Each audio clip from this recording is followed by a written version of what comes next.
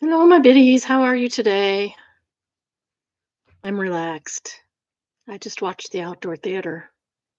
If you're unfamiliar with the outdoor theater, I put a link in the in the description. It's very relaxing. They're just feeding animals, feeding the animules. They're very lovely. Just relaxing, watching animals eat in the woods. Most popular food so far? Popcorn. Just like humans. Sure, the raccoons will act like it's money and just sleep in it. The heck. Oh, I hope you're all well. There's no reality roundup, but I think we're going to do that next week. We're going to finish Sister Wives because it looked like there wasn't a new episode this week. So I will start working on that either later today or tomorrow. I'm going to go grocery shopping today. So it may or may not get to it. Oh, I forgot my drink. I'm going to have to go get my drinks. Forgot it. And I'm not going to last. I'm not going to last the whole thing without my drinks. I remember my flags though. I got those.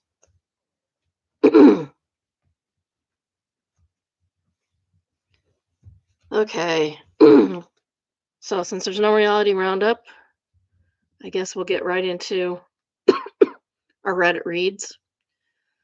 There were a few that were, of course, removed or deleted. Um, but I didn't replace all of them. Some running low because they've removed so many of them. It's ridiculous. It's redonkulous. I'm going to have more extras in this month, so I don't have that problem. I didn't do any extras this month, and it was not good. It's not been good. I hope everybody had a good weekend. We'll get to the bad parts of the weekend later. My husband messed me up. I thought I was going to go grocery shopping yesterday or tomorrow, but instead I'm doing it today because he told me he told me the wrong day for his appointment, and I should have caught it. I should have caught it. I know when his appointment is, and I should have caught it, and I didn't. I should have questioned him. Then he said, I'm planning a surprise for him. I didn't have the kidlets yesterday because they had other things to do. Um, just fine. And they wanted to see their cousins. They used to see their cousins every week, and now they're not because they're here instead. But so they went to see their cousins yesterday. Uh, but they so I don't have them. So I have arranged. Shh, don't tell Ken to have them over tomorrow night after when my husband gets here, and it'll be night only. So I'll still be able to do this silliness.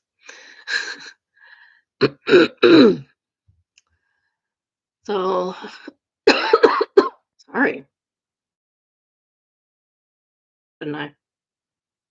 All right, I'll go do that. I'll be back. You can try and figure out what books I have.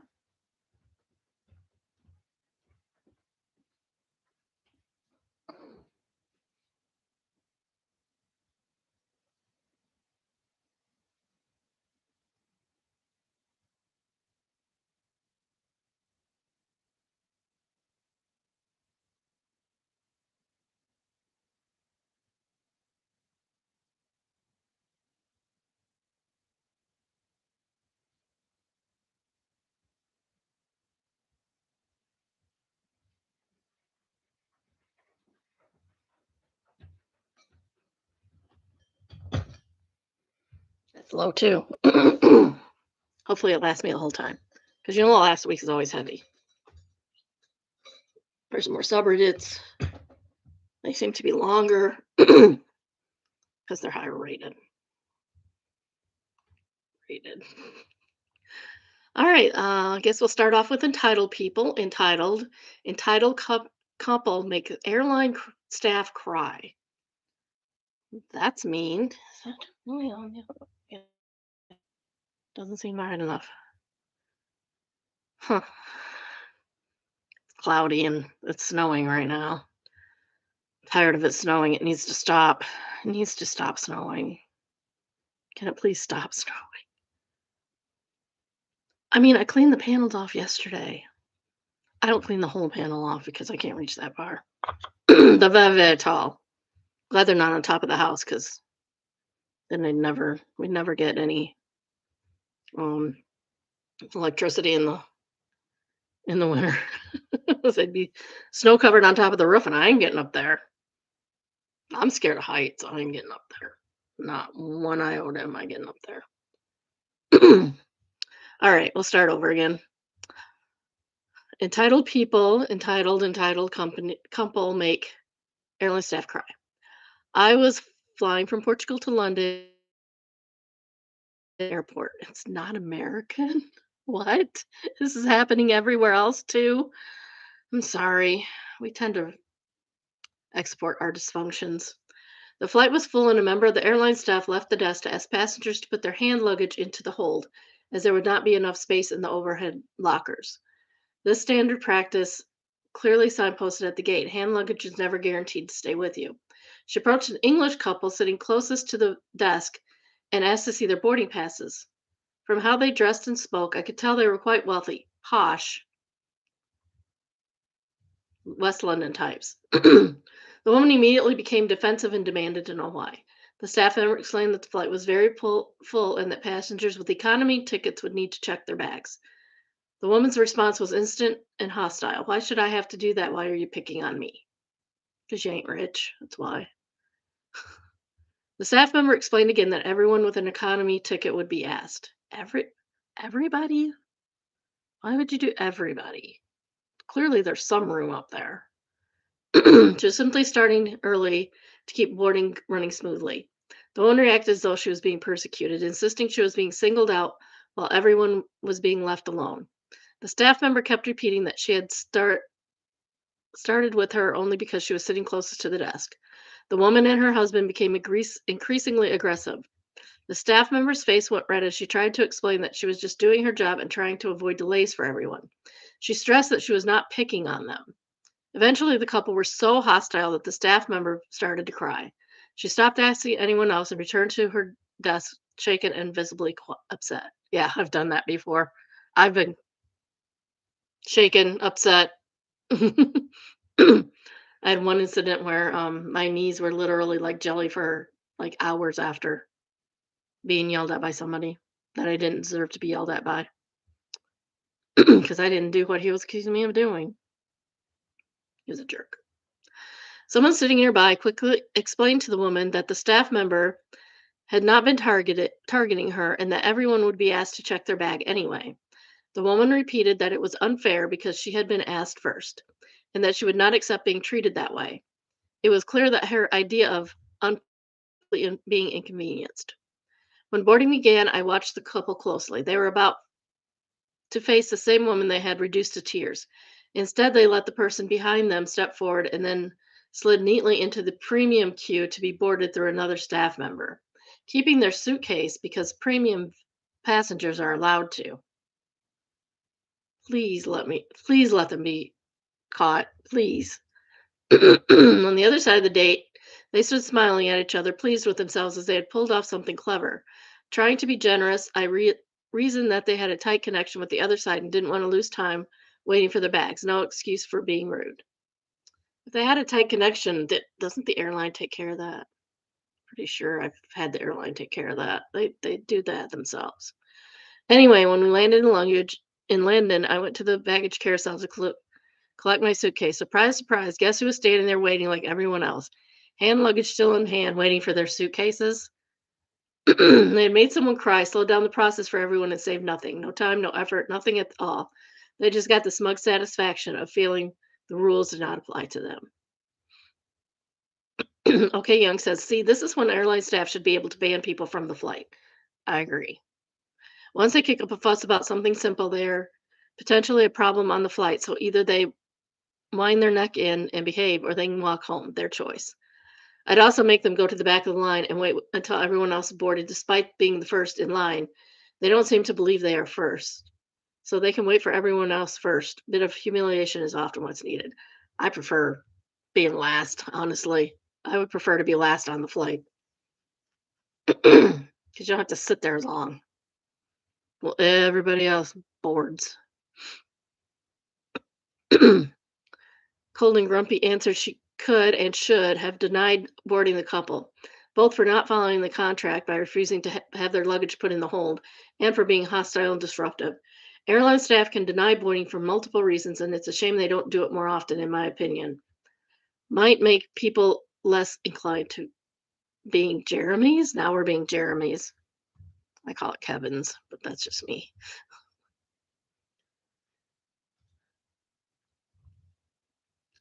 All right. Next is malicious compliance, entitled "There's Nothing That Says Marketing Team Doesn't Work Directly with Clients." About 10 years ago, I worked for a small web hosting company. Initially, I was hired as entry level support, taking calls from customers that accidentally broke their websites or needed password resets. Then I worked my way up to team lead, where I was working with SSL certificates and cloud hosting accounts for very high value customers. Finally, they moved me to the marketing team after they found out I had English writing degree. This was my first copywriting job and a huge step in my career, as I'm still a copywriter to this day. I remember being overjoyed and when I accepted the position and thought, I'm never taking another angry phone call for the rest of my life. Totally understand that sentiment. I cut about a year later. I'm cut to about a year later. I'm writing blogs, emails, video scripts, and most importantly, not taking phone calls. I'm at my desk in the marketing department, and in walks the team lead that took my position after I was promoted. We'll call her Ruth. Side note, I objected to Ruth being promoted into my old role because she's extremely bullheaded and rude.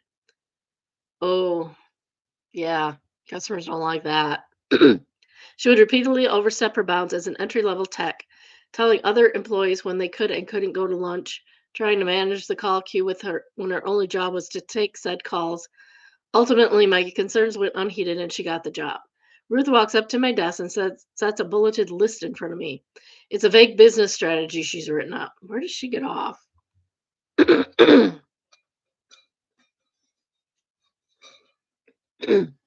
Like, I had a very similar job to Ruth, and I would never, I would never. Essentially, the cloud hosting division of the company is rapidly expanding, and the CSO tasked Ruth with figuring out how to field all of the additional high value customers. Ruth's solution. I resumed some of my responsibilities as a tech team lead to take escalations from angry cloud customers. Nope, not doing that. That's not my job description anymore. Sorry, nope, not doing it. I said absolutely not. She completely ignored me and just kept going over her strategy, like literally saying, "No, Ruth, I'm not doing this." And she's like, "Uh huh. Anyway, you can see here when a tech needs to escalate a call, it will come to you." I was fuming, but patiently explained that I was on the marketing team now and my tech support days are over. And she said, "Well, I checked the roles and responsibilities section in the company handbook, and there's nothing that says the marketing team doesn't work directly with clients." She then gave me a shit-eating grin and says, "We'll have to get a phone installed at your desk," and leaves. She doesn't even have a phone at her desk, people. She does not even have a phone to take said calls. Therefore, she is not responsible to take said calls. Oh my gosh.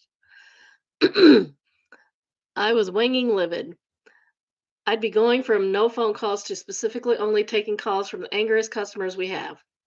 Then, as I was recounting this awful situation, sorry. Then, as I was recounting this awful situation to one of the graphic designers, something dawned on me when as the only copywriter, I was the one in charge of managing and updating the handbook. The graphic designer saw this dawn of realization in my face and says, "Oh man, please do what I think you're going to do." So I logged on to Evernote or whatever the system we were using to manage and edit the handbook and added a subsection to the marketing team's roles and responsibility that specifically we do not take phone calls, emails, or have direct interactions with customers. This is also safeguarded the graphic designers and videographers from any further BS from Ruth. I took the changes to the CSO, who gave me a smirk and signed off on the edits. Then I took the sign changes to Ruth and set them on her desk. Yeah, it actually does say in the company handbook that the marketing team can't take calls, as you can see here. I guess you'll have to figure something else out.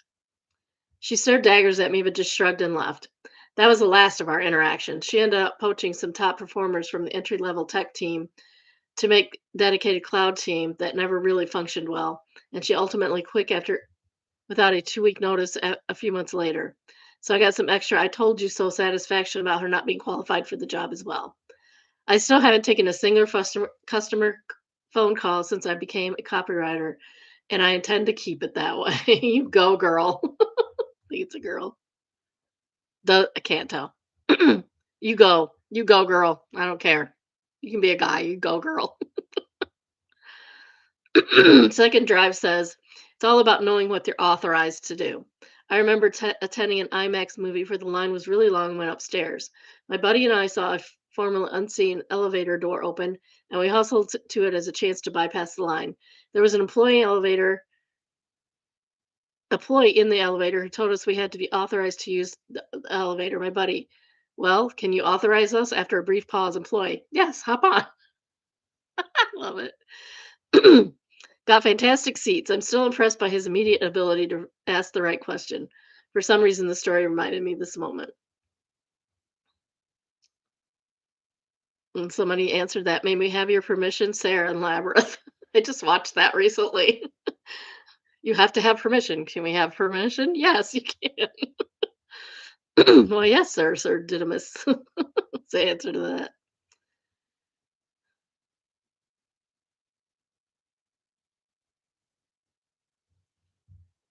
Do we have a second highest rated one? Maybe.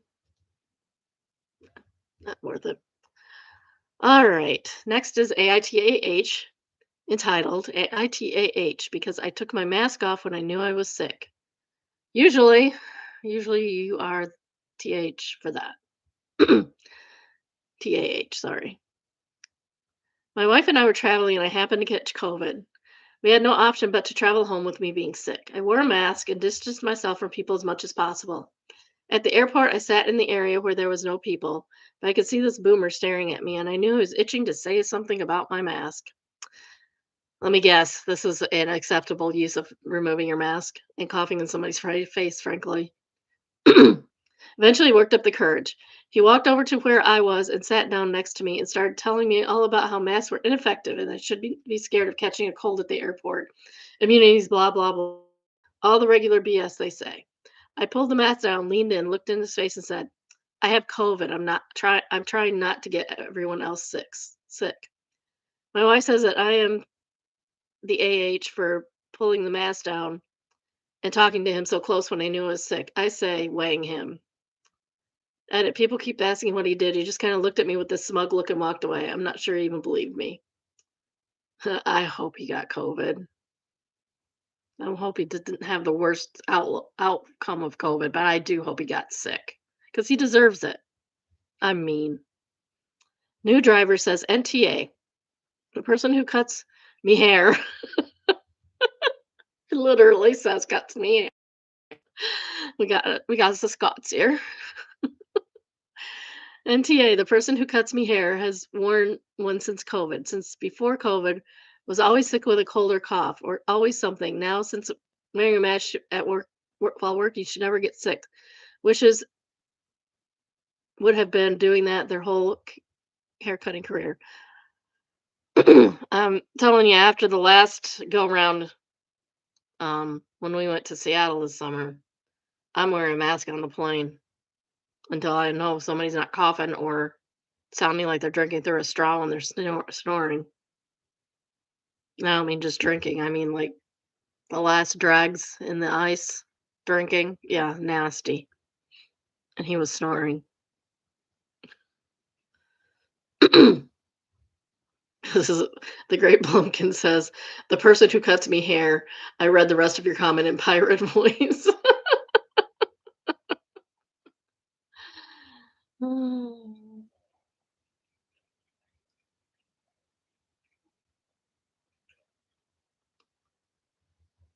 Oh, that's funny. So the next top rated one is Root Independence, and it says NTA, he believes masks don't work, so it shouldn't affect him at all. So this comment got a lot more traction than I expected. The anti-vax, anti-mask, and COVID deniers have come out of the woodwork and all got deleted. I don't argue with people who get their medical advice from Joe Rogan and memes. I'll just block you. Comment, comment, deleted, comment, removed, comment, removed. Ghostmaster General says our previous nanny in her 50s told me she didn't want to get a booster because her friends all said it knocked them on their respective butts. Fast forward a year and she catches COVID, gives it to my whole family, including my 6-week-old, gets sicker than she's ever been, and then tells me I never knew COVID could get this bad. My husband does that to me all the time. I'll get sick and I'll give it to him. He'll tell me I'm overreacting and I'm not that sick and it's not that bad the whole time I'm sick. And then he gets sick and I have to wait on him hand and foot. And he goes, okay, Dell assistant, go away. Um, says that I didn't know it was going to be this bad. Like, dude, I told you I was sick. Why don't you believe me? It's okay, Lauren. I don't expect people to stay the whole time. It's a really long show. Hey, whatever, dude. Dell assistant keeps popping up on my in the corner, and I have ADD, and it's very distracting. Speaking of distractions, no, there's no squirrel, no deer, no squirrel, no birds. Deer were out there earlier sleeping. I don't see them now. um, Next we have Neighbors for Hell entitled, Am I Being a Karen? I'm a 46-year-old woman who used to be fairly confident standing up for myself, but now is totally sapped by the idea of being seen as a Karen, probably not helped by being fully in the right age bracket for it now. Anyway, I had an encounter with a friend of a neighbor that's left me but really don't know if I should ignore it. This is the note I want to send to the neighbors whom I've never met about it. Should be pretty self explanatory. Am I in the right sending this note? Will it do any good? Anyway, I'm doomed to being a Karen in the mind of the world now that I'm spinster anyway. A spinster. That's an old fashioned reference. Hi, Claire and Matt. We've never properly met, but I live downstairs. I hope you'll receive this message with the goodwill in which it is intended. I wanted you to write I wanted to write to you because I was upset and unsettled by the experience I had with your guest yesterday. He approached me as I left the building asking if Matt lived there. I had no idea who he was, so I told him to ring the buzzer, at which point he shouted at me. When I came back several hours later, he reappeared on the doorstep. As I was letting myself in, he pushed his way past me into the house. No, that's when you call the police. That's when you call the police, ma'am. When I asked him to wait outside, he shouted at me that I was giving him a bad vibe and claimed to live here and forced his way in. He didn't live there. You knew he didn't live there. He already said he didn't. Please bear in mind that I have never seen this person before yesterday. I've lived in this building for 19 years, during which time both neighbors and I have been assaulted on the doorstep and experienced several burglaries. Our street is not known for its safety. I hope you'll agree that none of us should be letting anyone in if we don't recognize them, whether they claim to live here or not. If anyone is staying here for any length of time, they should have a key. This is home for all of us and needs to be in place which we feel comfortable and safe. Matt, you saw how distressed and intimidated I was and could see your guest was displaying aggression. Please ask him to be more considerate. That is not a Karen at all. Actually, I think you are not angry enough about this because you didn't call the cops. Because I'd have called the cops. He assaulted you by pushing you. Yeah, he pushed his way past her. So he assaulted you by pushing you, and he was in a place he did not belong. Unless he is accompanied by a person that lives there, which was not you, because you don't know him. I would have called the cops. If you had burglaries, especially. The Duron says, not a Karen to send that, and if it happens again, pushed you, yelled at you, call the police. Should have called the police then, honestly. Game of Bones answered yes, it's 100% not Karen energy, it's safety based. People throw that label around too loosely. You got pushed into your own building. It's legally scary. And Marley's ghost says, I would immediately call the cops. Pendragnet is the second most upvoted comment, and it says, I would be more direct. Hi, Claire and Matt. Yesterday I was leaving the building with an unknown mass asked me if Matt lived there. I told him to ring the buzzer and he got angry with me. I left. Several hours later, when I returned and opened the door, he reappeared and tried to shove past me.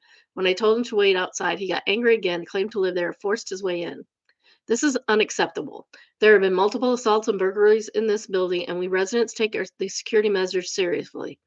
If this man is indeed living here, please provide him with a key or tell him to buzz you in to let him in.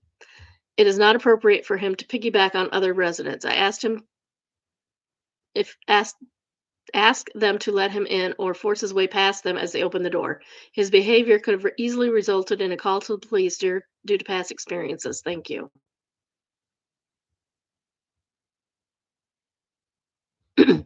Yeah. No, if somebody forces their way into a building, that's when you call the cops. That's what they're there for. Next is Benign Existence, entitled, My 5-year-old thinks corn dogs are my favorite food. When she was in preschool last year, they did one of those Mother's Day questionnaires, and one of the things on it was, My mommy loves to eat corn dogs, which is kind of a mystifying thing. I'd give the kids corn dogs for lunch or dinner sometimes, but it wasn't often, and I typically would either eat later or be eating something that they didn't like. Fast forward to yesterday, the kids and I were playing a game and asking each other to guess our favorites, and we guessed their favorite food. And I asked what my favorite food was, having completely forgot about the corn dogs. But again, my daughter said, corn dogs. I asked her why, and apparently it's because I always eat them before work. So there have been a few times when I'm in a rush in the afternoon and I suddenly realize I haven't eaten anything, so I microwave a frozen corn dog and eat it. I only do this because they only take 60 seconds in the microwave and they're ready to eat. Apparently, me devouring a corn dog in the kitchen before running off to work stuck with her, and she thinks that I just really love corn dogs. Oh, honey, you're going to get corn dogs for the rest of your life. Minimum passenger says, Love this as someone who works with children. I always tell parents, kids don't learn from your words, they learn from your behaviors. That's true. And they say and remember everything. That's why parents get triggered so hard by their kids. They get their own unconscious behaviors mirrored back at them. I love humans. Outlanderson says, I love that you love humans. So often I read I hate people. You have brightened my day. Thank you. Susie says, I love humanity. It's people I can't stand. Lauren is from Charlie Brown. That's me. I liked people until people ruined it. All right, we got the Times Square building in Rochester, New York as our evil buildings today. Um, this looks pretty amazing, actually.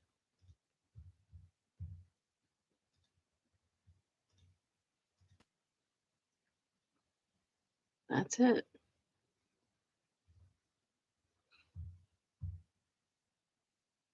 This almost looks like the clouds almost look like lightning with the sun coming up like that. And yes, we know it's coming up because it's New York. They're on the East Coast. Silent Silent J says one ring to rule them all. J-Man says, I live a couple of blocks from this building. It pops up occasionally, and it's a cool little sense of feeling like we're on the map. Rochester has some super cool architecture, especially right downtown. This building takes the cake for our weirdest and coolest, though. We we were a very important city long ago because of the Erie Canal and several major global companies that were founded and headquartered here until they weren't. LOL. I love living here, and this place is full of surprises from a long time ago when it was a major player. Lots of cool stuff going on, and I feel excellent universities around. It's not a left behind place at all. I just nerd out on the buildings and water infrastructure. I could go on from this era. Sauce Burger says I cosplayed this building at an architecture department ball at UB back in the 90s, so it's kind of cool. I've never heard of an architecture Um, it's cool, but it's weird. And that's okay. Nerds are cool. I know. I'm married to one. Just no Mill, entitled, saw an email from Mill about me to DH and in shock. And it's flared, give it to me straight. They should have a flare that says give me straight, to be honest. Hi, all. Sorry for the long post, but I'm really shaken. I need some advice. For background, my mother in law has bullied me for years. I finally told her how hurt I was, and she escalated badly. She told me my wedding was the worst day of her life, insulted my parents, and told my husband he never wanted to marry me, and demanded that I return the necklace she gave me when I got engaged, which I did. My father in law is also awful to me, so I've been no contact with him for even longer.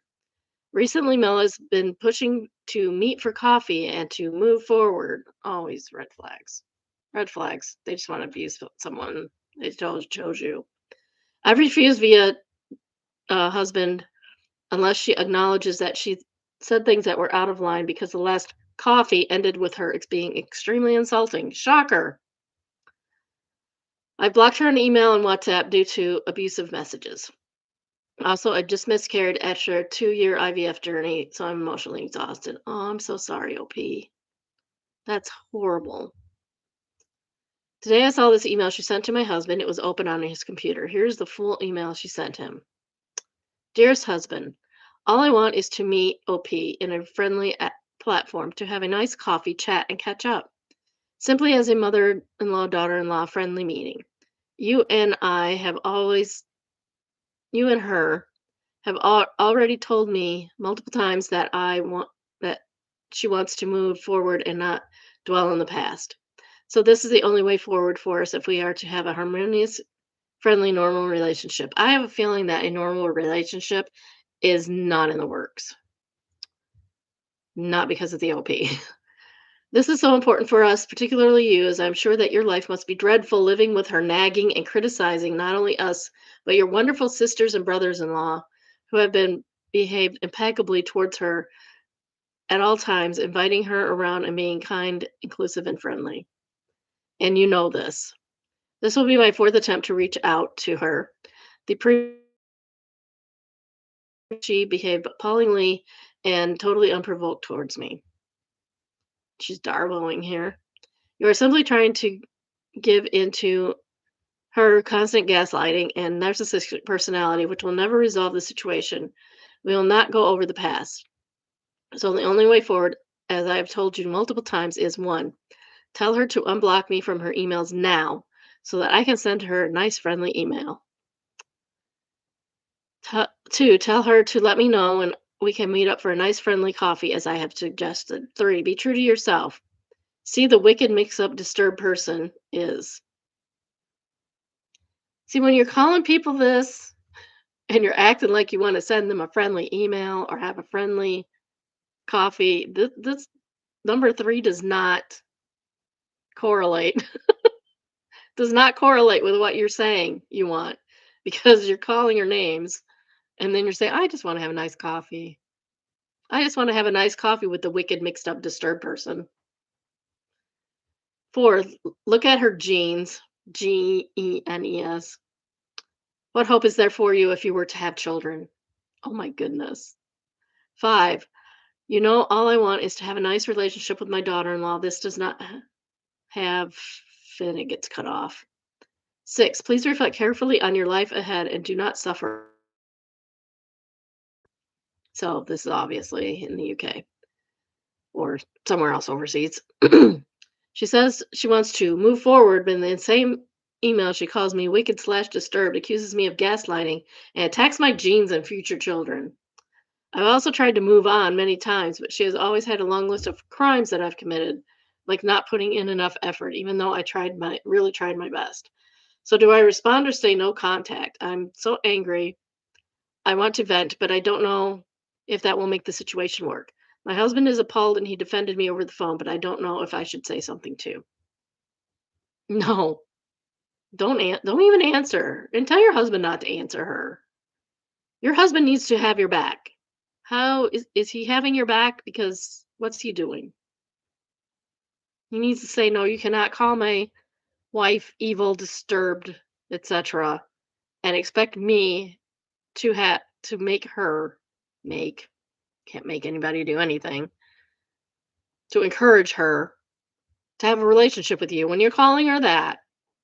Like, what are you thinking?" Sarcophagus says your husband should tell her that you ran out of wangs to give a long time ago.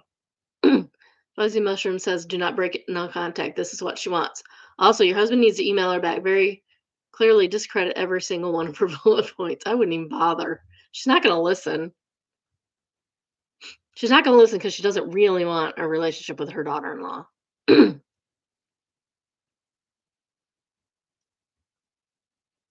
I wonder how she would react if you did, in fact, unblock her from her emails now and cheerfully respond to her friendly coffee invite. Except bring DH along to that coffee and watch her squirm because she can't deliver long rants with how wicked, mixed up, disturbed, and genetically inferior you are, and also has zero intention to be friendly or mend the past. You both sitting there with smiles and so happy she wants a friendly coffee, waiting for her to start the friendly chat. Perhaps it would deliver enough ammo in 5 minutes to go permanently no contact, and at this time she would know it's on her because you two responded politely to her invite and showed up. Not actually recommending this, but it would be kind of interesting to see her reaction. And the deer just passed, by the way, so that was really hard to get through.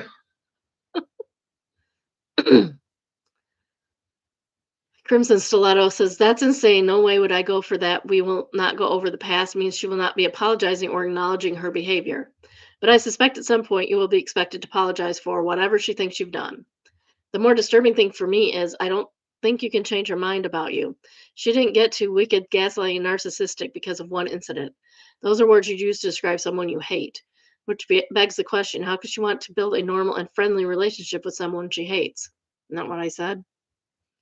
This is not a peace offering. She's trying to get close to you, either to control you or your relationship or get some dirt on you, ultimately to break you up. And ask what her husband thinks of this. I don't think she answered anything. So this could be just AI slot.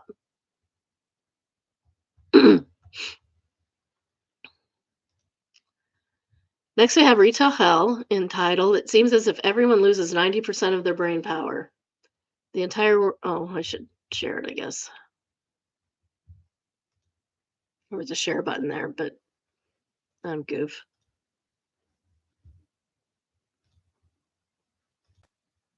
Entire world's population as soon as I'm behind a cash register." Seems like it sometimes. It do seem like it sometimes. It's SpongeBob meme for anyone who's only listening and not watching. Fake plastic tree says, "And it's for anything at all." Customer, "Excuse me, how much is this pie?" Me, "It should be on the side where your hand is covering it, but I think it's $15. Customer, "Oh, okay. Do you have any other desserts?" Me, "Yes, in the bakery we have desserts to your right behind you, just along this wall and also around the corners of the coffee and prepared foods." Customer, "Where's coffee?" "Yes, if you look just to your right, there'll be a large coffee sign. That's the whole corner." Customer, "Okay." Legit conversation is very draining. Yes, I know. I know it is.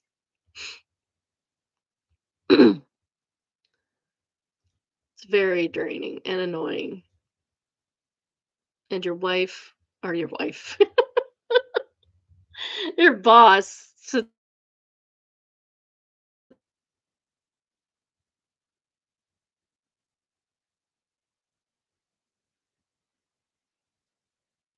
Okay, I'm not gonna show this. There's a video, but it says it's an infuriating and it's entitled, "If you were going to write the next American genocide, this would be the start of the second act." So when people ask why a relatively small number of Nazis march openly in several cities alarm us, it's because the guys carrying swastika flags are just the tip of the iceberg. And it's from originally from the subreddit March Against Nazis, and it's entitled, "Benny Johnson calling for rounding up Antifa members and transgender members while getting a standing ovation." That's terrifying. That's terrifying.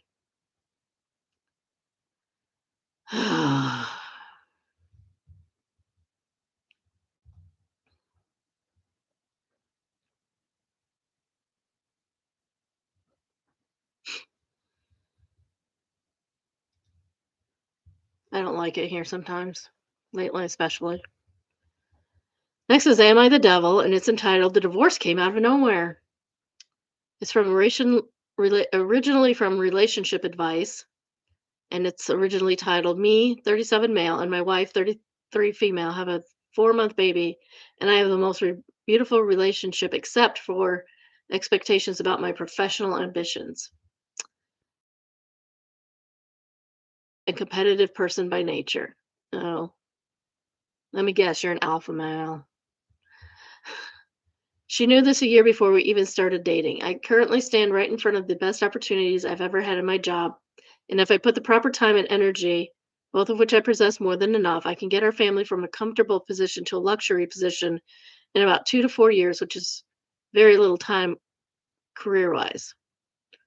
Yeah, you're going to miss out on the first 2 to 4 years of your kid's life when your wife needs you the most because taking care of infants and toddlers is very taxing.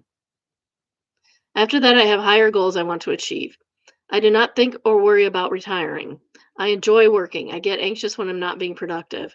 And I try to put my hobbies into constructive things, documentaries, language studies, chess, etc. It's okay to have hobbies, but you got to limit yourself. You got to spend time with your family. You got to have time for people also, as well as yourself. Her complaint is that this requires a couple of hours here and there to work on weekends and nights, which I enjoy. Why? Because you don't have the baby? She complains that I should help more with the baby, which I agree, and I take up her suggestions how to do so. Although I understand she should not guide me on how to do this, I should be proactive about it instead of depending on her demanding it. So why aren't you doing that, sir? My argument is that the baby is only 4 months old and we are still figuring everything out as I go, and that if my career goes as easily as I can make it go, that also benefits her and the baby. Does it though? Does it?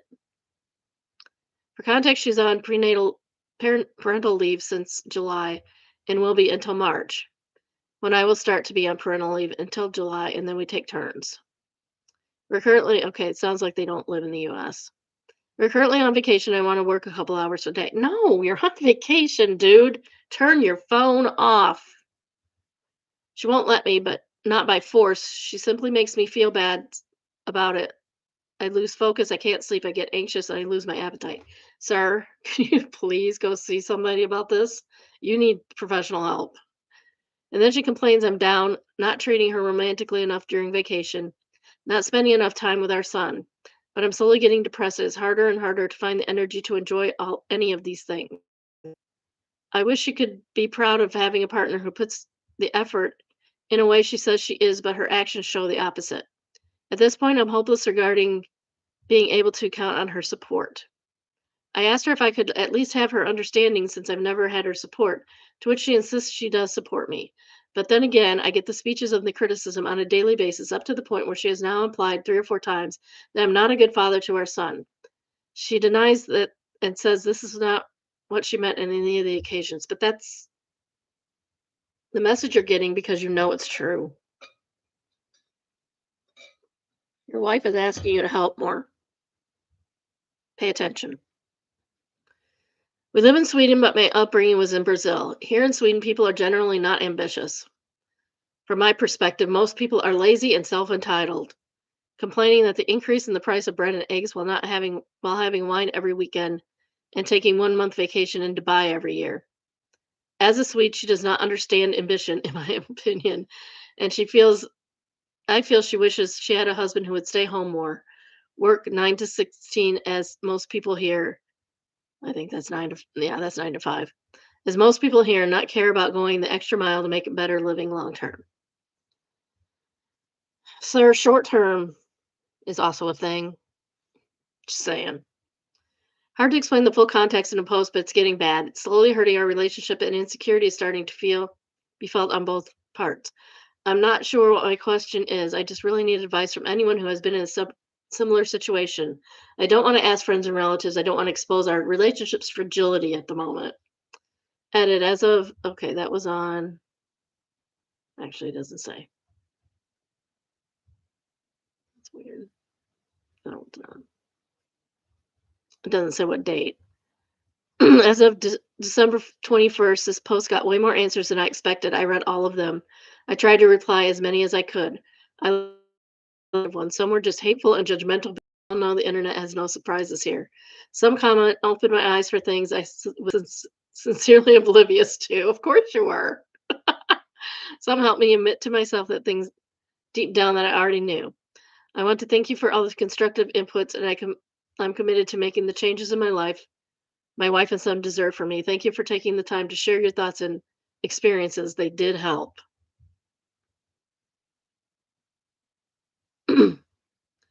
HRH Elizabeth says, I guarantee he wants to invest their savings in crypto. Preaching to pervert says this made me laugh unreasonably hard. Second most updated comment is blah blah BS. I know this sort of person before. Nothing was ever enough for him. It was always we need comfortable. No, we need to have significant savings in case something happens.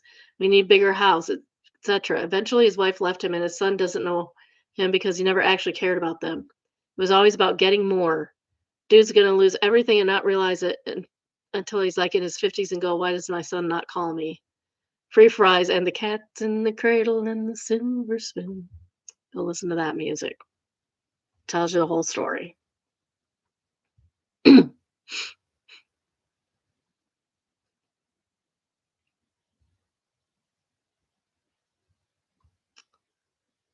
Strange Style says, dude sounds like he's addicted to work. Yep. He needs help. He needs to go see somebody about his problems.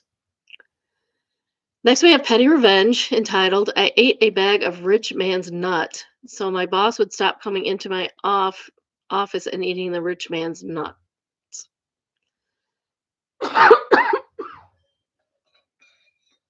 I'm confused. It's the holidays, so the company I work for gets a lot of gift baskets from our clients and vendors. I work in a department that, because of the work we do, we rarely get gifts and treats unless one of the other departments shares their gifts with us. Can relate. Can relate to that.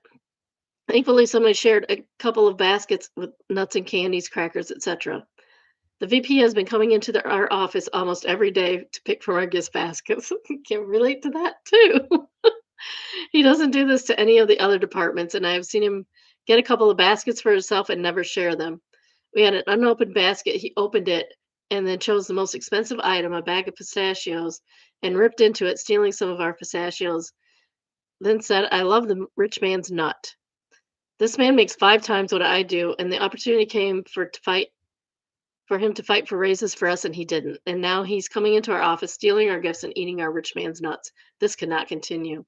I decided that I'm going to eat every pistachio. I don't particularly like pistachios or nuts, but I'm gonna not gonna let him come in here and steal my rich man's nut. I'm gonna eat them all to myself and enjoy every last single minute of it. I've eaten 4 sleeves of nuts and the basket's now empty. My body doesn't feel good, but my pride is intact knowing I'm full of rich man's nut, and he cannot get any more. It is really annoying when the higher ups come and steal your food, steal your treats. Linnea stole. I mean, you could have taken them to someone who would enjoy them, but still, I approve. That guy's a jerk. Purple puffer pea says, right? Or you or can't you and your coworkers simply hide them in a drawer and just tell them they've all been eaten? By the way, once upon a time, this is exactly what my team did after we got tired of people stealing the communal snacks we purchased for ourselves with our own money. We left all the crap visible that no one seemed to want, and then we hid our real supply in drawers only we knew about it. Our department got their own refrigerator once because it was that bad. That was after somebody ate my lunch with permission from another person whose lunch it was not. Houston says, my very small department used to get gift baskets galore from our vendors, and we would invite other teams to partake once we had opened them. This turned into a couple of other departments getting aggressive and just opening them, walking off with entire baskets, or sometimes waylaying the mailroom people, so baskets never made it to our area, which was a big no-no because we had to report gifts to compliance and write thank you notes, and obviously couldn't do that for the packages not received by our department. We made a pact with the mailroom to hold everything for us, and we would go and pick out our favorite bits. Then the mailroom guys got second choice. Sometimes one of us would take the entire basket home if somebody really wanted it for a party or something. We had been previously happy to share, but then everybody got greedy. One vendor sent a basket which included a beautiful snow globe. We all agreed our coworker Elle should take it home because she worked really closely with that vendor and it was obviously meant for her. The manager of another department came over for snacks and said, "Oh, I'm going to take the snow globe." We practically had to wrestle it away from her, and we knew she was going to kick up a fuss, so we forged a note on their Christmas card that says, "Elle, we hope you really enjoy this snow globe, a small token of thanks for your help this year." And thank God we did because that manager complained to our terrible boss, and our terrible boss was going to give it to her until we showed her a note that was specifically for Elle. So if she ever happens to be reading this, suck it, Joan. We had Brian write that note. Gosh, where do people get off? Don't understand people. Like, if you ask, like, "Hey, is anybody taking the snow globe? Because that's really cool and I'd like it." If they tell you no, we're gonna give it to the person that we think it's meant for. That's fine. But to say, "I'm gonna take the snow globe?" No, absolutely not. Next, we have Am I the Jerk? Entitled AITJ for leaving my cousin and her kid stranded after her son almost caused a serious accident. My cousin has a 10-year-old son, no dad in the picture. I've been like an uncle to this kid his whole life. Drove them places, helped with bills sometimes, took him to do stuff, fun stuff when she couldn't afford it. I've always been there for them. This kid has always been wild. Not in a cute, energetic way, but in a way that makes you nervous. I've told my cousin so many times that she needs to get him checked out. His teachers have said the same thing, and she always refuses. One of those parents. Says he's just a boy being a boy, and everyone needs to stop labeling kids. They're not labeling them, they're diagnosing them. It's a different thing. Last week I was driving to the mall. We were on a main road going maybe 50 when this kid suddenly unbuckles himself, leans into the front seat, and grabs my face like full on, hands over my eyes while I'm driving. I swerved. I almost hit someone in the next lane, managed to pull over without crashing, but I was shaking. My hands wouldn't stop trembling. I kept thinking about what could have happened. My cousin was giggling. That's not funny, ma'am. I actually thought it was hilarious. I told me to calm down, that he was just messing around. Lady, that could have been deadly, especially for your kid who was unbuckled and not restrained. I told them both to get out. She tried to say I was being ridiculous, but I just stared at her until they got out and I drove off. AITJ. No, absolutely not. Absolutely not. Golbez says NTA, and she is a horrible mother. It will only get much worse. And somebody gave her an award. Andy says this is going to hit puberty soon and will be able to dominate her physically. If she doesn't get him under control now, she never will. And Normal Win says, let's hope it's before he kills someone. Yeah, no kidding.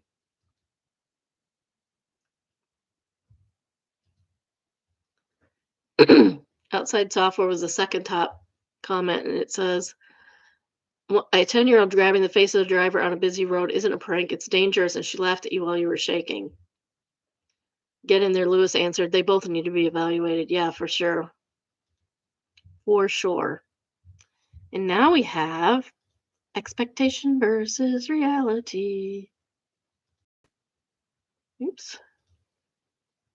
This is the expectation. Oops, I forgot to. Hold on a second.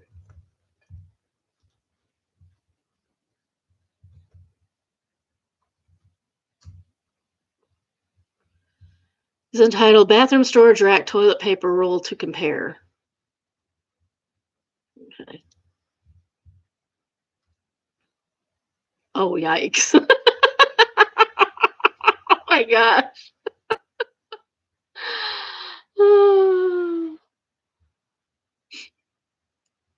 Yeah, that's not what you ordered, is it? I wonder how much they paid for it.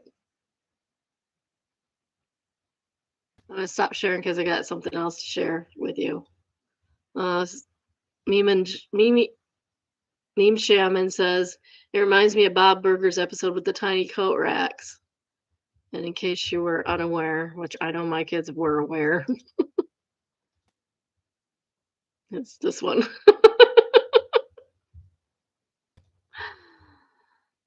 Tiny coat racks on top of its table, teeny tiny little bathroom storage racks for jewelry, I guess. I don't know.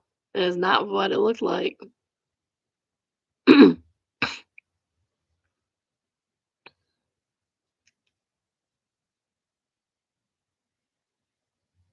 I'm image Googled this, and the top resorts are from Temu, AliExpress, and MadeInChina.com. I did not click on that.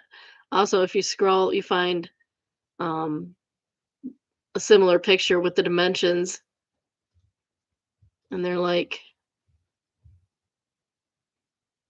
an inch and 1.56 inches deep, 2.76 inches wide, and 1.7 inches high. And they look big.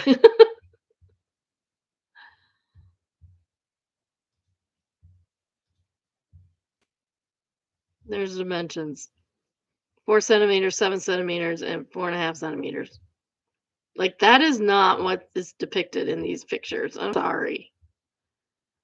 That's wild.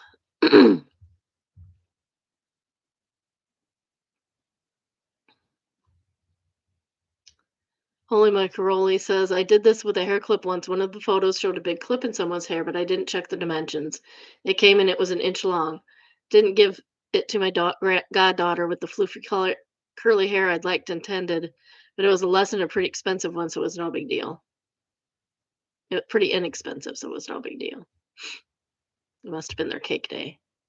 If you're unaware, on the anniversary of when you sign up for Reddit, they put a little cake next to your Reddit handle and your username, and it's your cake day. It's like your birthday, but it's Reddit, so it's just your cake day. All right. If you haven't already, please like, subscribe, and turn on your notifications. I try to go live at least 4 times a week, usually about noon Eastern time, most likely Tuesday through Friday. Please tell your friends, tell your family, tell your enemies, tell your coworkers. It's not about the Reddit reads or the reality TV, it's about the community. If you have a story of your own or come across a good one in the wild, please send us an email entitled submission.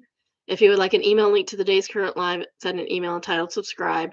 The email is biddybrunchbunch, all one word, at gmail.com. There's also the email address in the description. Also in the description is the link to the outdoor theater if you need some relaxation time. They can vary between 15 minutes and 45 minutes, but it's a very good way to relax, is watching little animals eat in the woods. And I guess we're going to have to talk about what's going on in Minnesota again because they killed another person. There's some idiot on Facebook today, and I'm trying not to make comments on Facebook right now because they're just so stupid. I can't stand the maggots over there. Trying to say that the phone in his hand was the gun. Like, that's, sir, that's a black phone. The gun they pulled out, I don't know where they pulled it out from. That's not clear. It could have been his gun. It could have been somebody else's gun. I don't know. Because it is not clear. I have not seen a clear video of them pulling the gun off of him. So maybe he had a holster and didn't have the gun. I don't know. They lie all the time, so who knows? But the gun that they pulled off him, not black. Not at all black. Not even a black thing on it. It's like brown. Brown and gray. It's not black. So stop lying. People need to stop lying, and they need to start believing their eyes. Especially when the video comes out right away. The video that comes out first has probably not been tampered with. They tampered with some videos from Renee Goods. They tampered with some videos on there and tried to make it what it wasn't. We all have eyes. We all see. We are not living in 1984. We are living in 2026, and we can all see what's going on. So they need to stop lying. Oh, and they're not going to let the FBI investigate, which I wouldn't trust the FBI right now anyway. We can't investigate anything until after the midterms, if we even have those, because they're trying to incite violence, and you cannot. Some guy on YouTube the other day was going, "Oh, they can't cancel the elections. Those are set up by the states." Well, do you see what's going on in the states, sir? You say they're like, it would be unprecedented. How many times has Trump been doing unprecedented stuff? Like all the time? I hope he's right. I fear that he's a fool, but sorry, I had to get that off my chest, and I don't feel any better for it, which sucks. All right, real estate. We have a $975,000 um, house for sale in Peoria, Illinois. It's entitled "The House for you who love brick, exposed ceiling beams, solariums, and fireplaces."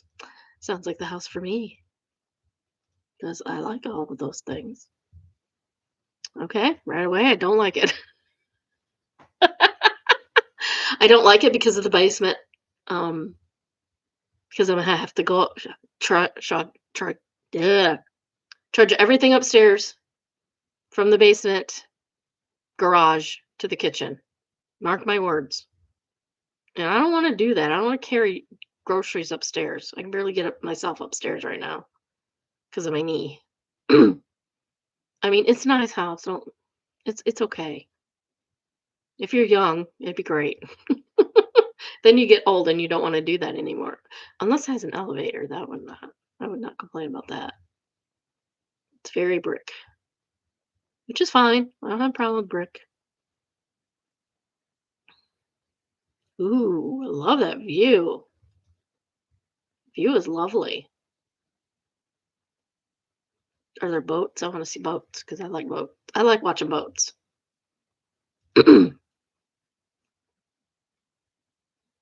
It's very 70s. We'll have to see when this was built. It's given 70s to me. It's got a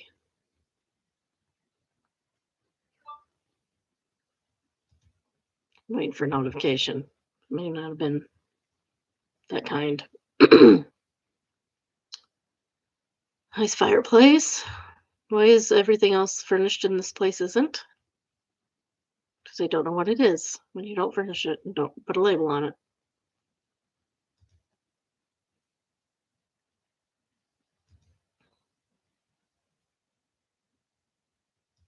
I love the view. I love the view. I want this table. I need a new kitchen table. Ours is not big enough for our family anymore because our family has grown to be twice as big as it was.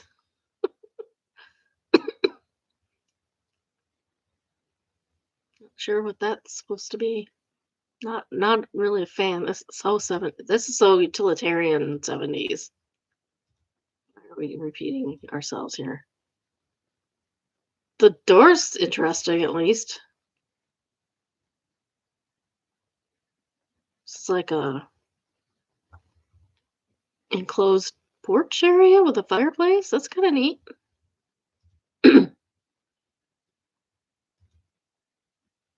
I wouldn't mind sitting there and reading and looking at that view. Also, you could put your plants in there. It'd be nice and warmy. Okay, really, people, come on. Why are you taking a picture of slats? I swear I don't understand the realtors at all. Like, don't put stupid stuff in there. Nobody needs that up close.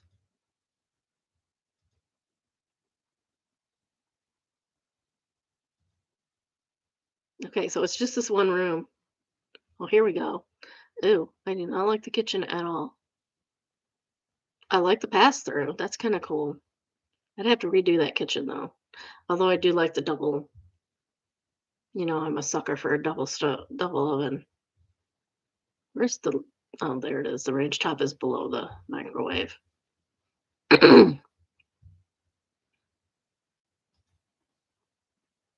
It does have plenty of storage, which is nice. Why? Why? Don't understand.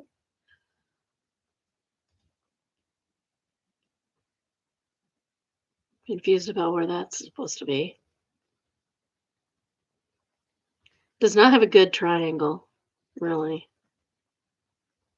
If you're unaware, you're supposed to have a triangle, a work triangle in your kitchen, which includes the stove, the um, fridge, and the sink.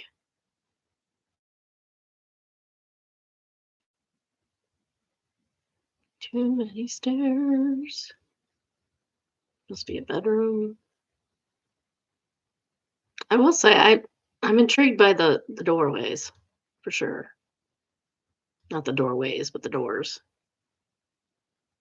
Okay, why is there a door that goes to nowhere? That door goes nowhere. I'm scared.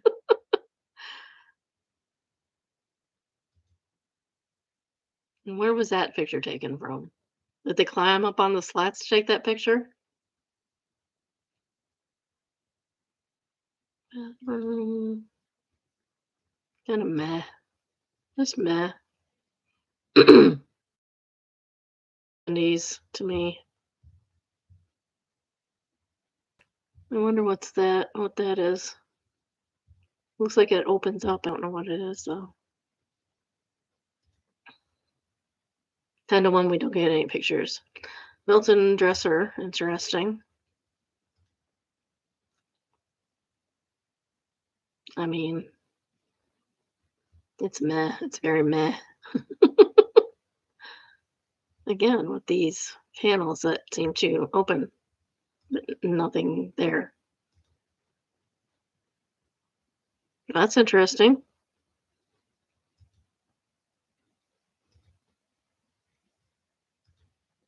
It's an interesting house. I'll give it that. This is some different kind of thing. Not bad. It's not bad. It's different.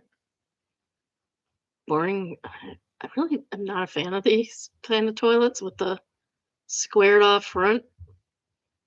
I mean, I guess it has its place because the door probably wouldn't open if it wasn't. Tiny bathroom. Holy cow. Teeny, teeny, tiny. Another built-in storage. I would like to see in the closet, please. I assume that's the closet. Don't know. Don't like mirror ball. No, thank you. Is the storage? Why do they not open it and let you see what it is? What's in there? Nothing? I don't know. Another nice fireplace. I do like the fireplaces. Now we're going downstairs, I presume, to another room with a fireplace. Or is this the same room at the beginning? I'm confused. There's a sink. That's nice. What? I'm so confused. So confused. Why does that look like the garage door? Did they make a room out of part of the garage? Is there no garage then? I'm confused. I'm so confused. Oh, that's nice. I like the back with the walkout. Very nice. Walkout in the patio. Just get out of the way when it rains because all that water's coming in there. Okay, no, we're not putting lawn furniture on a slope. That's not how we do it, people. It looks so uncomfortable. That is beautiful. I gotta say, the views might be worth the almost $1 million.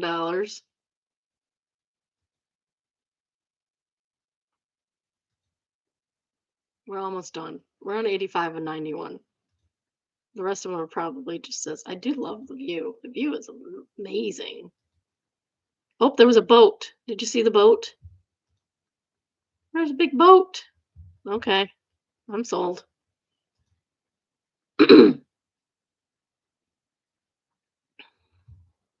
I would take this. Is this included? Because I would give it to my daughter-in-law.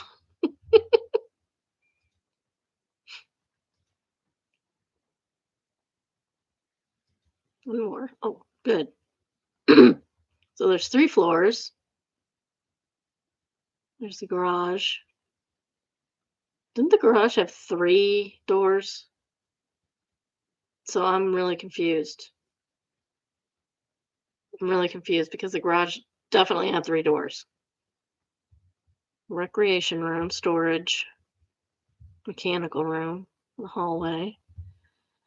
Most of the stuff is on the main floor with the dining area and living room, kitchen. Okay, so that was dining area. 2 bedrooms, a sun. Oh, they're calling that a sunroom. Okay.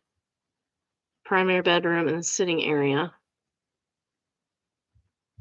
Did I make a sitting area in your bedroom would be cool? And then the last bedroom and bath are upstairs.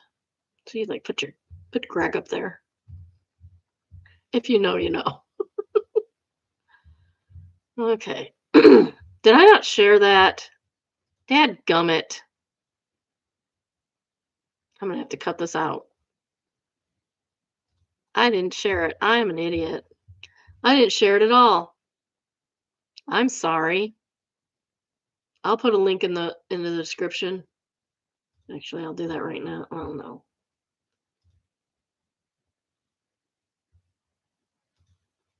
Yeah. I'll put a link in the description. You can go look at it. I'm not redoing it. I'm not redoing it. I apologize. I'm an idiot.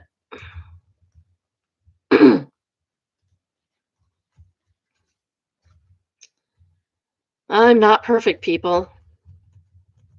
You guys should have yelled at me. Okay. All right, you can go look at it yourself. But it's 4 bedrooms, 4 bath, 4,600 square feet. It was designed by Robert Paul Schweiker, a modern architect known for his warm integration of wood, brick, and glass. This is mid-century. It was built in 1949, so I was off by a few years. It was 1940s, 1970s. Um, Anything else?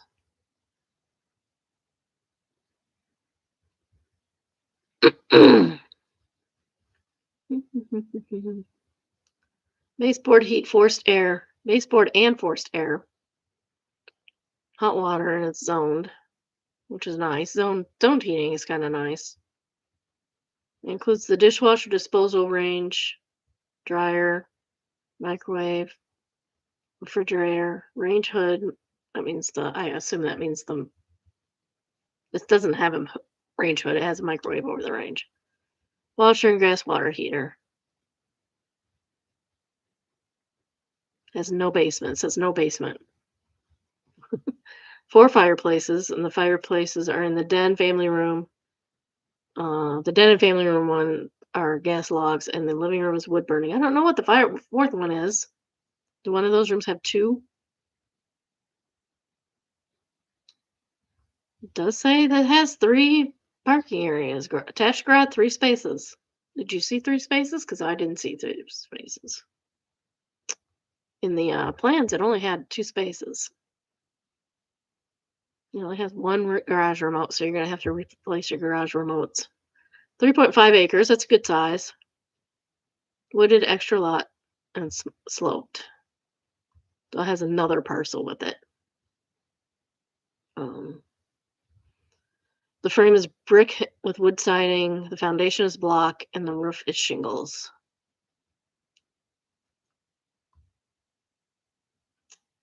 The tax amount. Where's the taxes? Where's the taxes? I want to know how much I'm paying in taxes, man. 13,000. 13,000 taxes a year. Make sure you're making enough to pay the taxes. I can't believe I didn't share that. I apologize. Expectation versus reality. Sorry, reality failed once again. Oh, next we have Traumatize Them Back, and it's called My Grief Is None of Your Business. And it's flared matched energy. I was driving to my dying mother a few years ago, sorry. I was driving to my dying mother a few years ago and had just gotten the news that she passed away about 4 hours into the 8 hour drive. Oh, that's rough, OP. I'm so sorry. I'd been out of cell range in the mountains, so I found out in a voicemail from my sister and hadn't spoken to anyone at this point. I pulled into a gas station off the highway to process and find an area with decent cell reception to call my sister. I haven't spoken out loud to anyone since learning my mom was gone, and I'm sort of dazed. I went into the attached mini mart to wash my face, buy some Kleenex and coffee for the road. It wasn't like I was sobbing, there was probably something obvious that I had been crying. A woman stepped in front of me, physically blocking me, and said, "Whatever you're bawling about, it's not worth it. Your mother dying is definitely, well, if she was a good mother, it's definitely worth crying over. So you can go fly a kite." Without thinking, put my handful of snotty fast food napkins I'd brought in to throw away with me in her hand and said, "My mother died 15 minutes ago. Can you get out of my way?" I don't remember paying or leaving the store or driving the rest of the way home, but I remember those brown wet napkins in her frozen hand. No idea why I did it, but my mother would have laughed her butt off. That is how you treat somebody who's getting all up in your business for no reason. Yeah. Sorry about your mom, OP. It's really rough. Next, we have confession entitled, "My parents have a 39-year age gap, and I've never told my friends the truth. My dad was born in 1925, and my mom in 1964. I was born in 1964. My dad was born in 1946, and this is about my grandparents' age. Because of the massive age gap, I was embarrassed as a kid that I lied to everyone and said he was my grandfather. He passed away 12 years ago, and I still haven't corrected the lie. Most of my long term friends still think I lost a grandfather, not my father. It feels like I've erased his real role in my life just to avoid the gross looks and the math people do when they realize he was 40 when my mom was born." That's rough, OP. I'm sorry. I feel like I betrayed him by being ashamed of him until the very end, and now it's too late to take it back. Final says, "Well, sometimes we protect ourselves from judgment in weird ways, but it doesn't make you a bad person. And it doesn't change the bond you had with your dad." Exactly. And OP um, said thank you. And Thor 442 says, "Honestly, the embarrassment you tried to save yourself on would have been only secondhand. It's not like anyone would judge you for it. If you ask me whether consciously or unconsciously you were really lying to save your father from judgment and embarrassment, that's true too. As someone you loved and respected, you'd want to spare him the judgment and condemnation you thought he would face if you told the truth. You also spared yourself from having to listen to friends particularly talk crap about your dad in front of you. He would almost certainly understand." How did no one find out when he died that it was your father? Because I mean, obituaries are a thing. Do you not have an obituary? Dr. Deadwish says, "My uncle was 80 and died after the pandemic, leaving a 10-year-old son, younger than his youngest grandson." Spaghetti Salad said, I love a family with an uncle baby, though. I hope they put a fake mustache on the kid." Just editing to add that sometimes the circumstances are weird and you can't take it out on the kid. Uncle babies should be treated with love, especially if they lose their parents at a young age. Yes, uncle babies. I mean, I think it's weird if it's just a year or two younger. It's kind of weird to have an uncle that's. I've had aunts that are younger than me, step aunts, but same. I don't have any biological aunts that are aunts or uncles that are younger than me. Next, we have confession, and it's entitled, "I have lied to my son about manatees for the last 24 years. 24 years ago, my 6-year-old son got me a birthday present. It was a mug with a picture of a manatee on it. He got upset when I wasn't sufficiently thrilled with his gift. I assured him that I love it and stated manatees were my favorite animals in the whole wide world." Don't lie to your kids. Don't lie to your kids about something that they're going to find out about. Since then, the manatee themed items have been my default gift from him. Manatee shirts, manatee calendars, manatee beer steins, and so much more. 24 years of manatee items displayed proudly in my home. Remember what I said about the corn dogs earlier? I can't believe that this showed up after. And no, I don't read them beforehand. My confession is that manatees are not my favorite animal in the whole wide world, never have been. I have nothing against them, and they seem like gentle creatures, but they hold no fascination for me. I only said I loved manatees to soothe the feelings of my young son over the decades. Year after year, I rolled with the lie because it was harmless and I was too deep in to tell him the truth. Now my deception has reached its zenith. Next year, I'm turning 55 and he is turning 30. For Christmas, my son has booked a trip for the two of us to go to Florida to see the manatees. Sir, this is the this is the oh no consequences about your lie. You should have just said, I really do like manatees. They're not my favorite, but I like them. They're great. My son is so excited for this trip and is telling everyone in my family about it. Even my ex-wife is gushing about I'm sorry, I'm crying. It's so funny. Even my ex-wife is gushing about my trip to finally see the manatees. Of course, I'm thrilled to spend time and have an adventure with my son. I'm grateful for his thoughtfulness and love for this old man. We will have a lovely time together and make great memories, and I will continue the deception about the manatees, which are not my favorite animals in the whole wide world. And thank you for the reward and the last for those asking. My favorite animals are dogs. Happy New Year. I've seen the manatees. They're cool. Saw manatees and a space launch at the same time. It was awesome. I'm not even sure if you can go in that area and see a space launch anymore. Amster says you're going to have to take the secret to your grave, I'm afraid. Relatively happy says a grave with a manatee on it.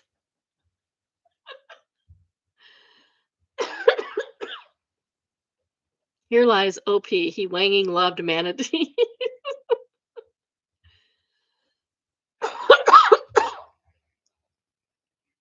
Why don't you just fess up? Fess up. I don't really love the manatees, hon.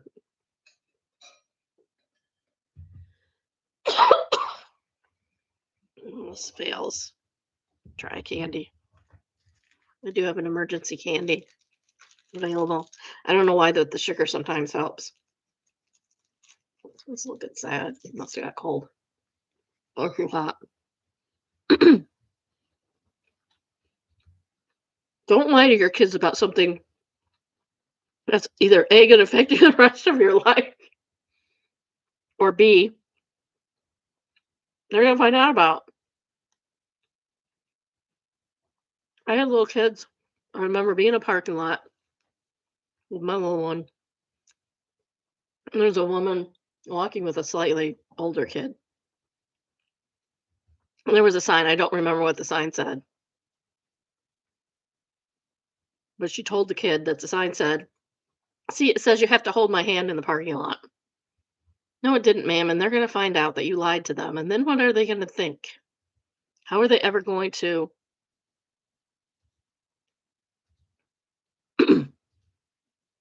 believe you after you lied to them and they find out about it at a young age? I mean, that kid was not far away from reading if they couldn't already.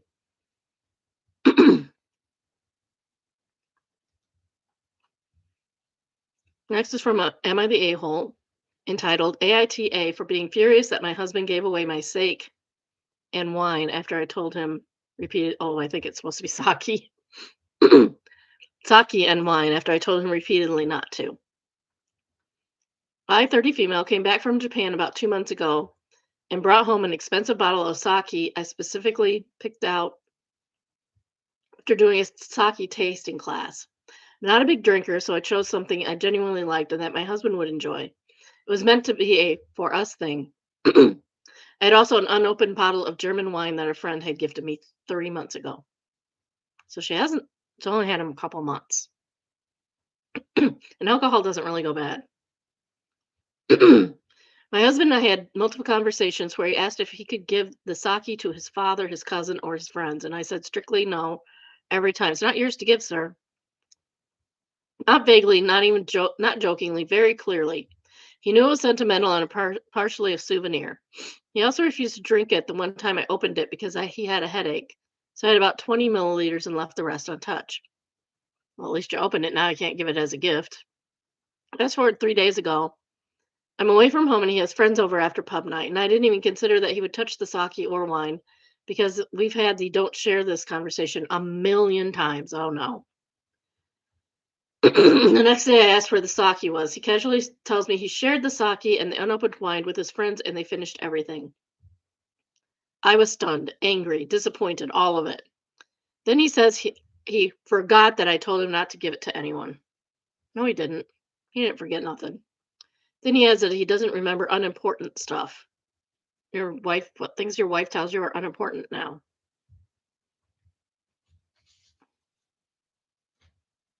Red flag. Red flag. Bear in mind, I had even given him the bottle of whiskey specifically meant for his friends after I returned from my trip. When I confronted him about the sake and wine, he flipped out and said, "Don't let it spoil our relationship," and suggested I see a counselor. Sir, you need to see the counselor.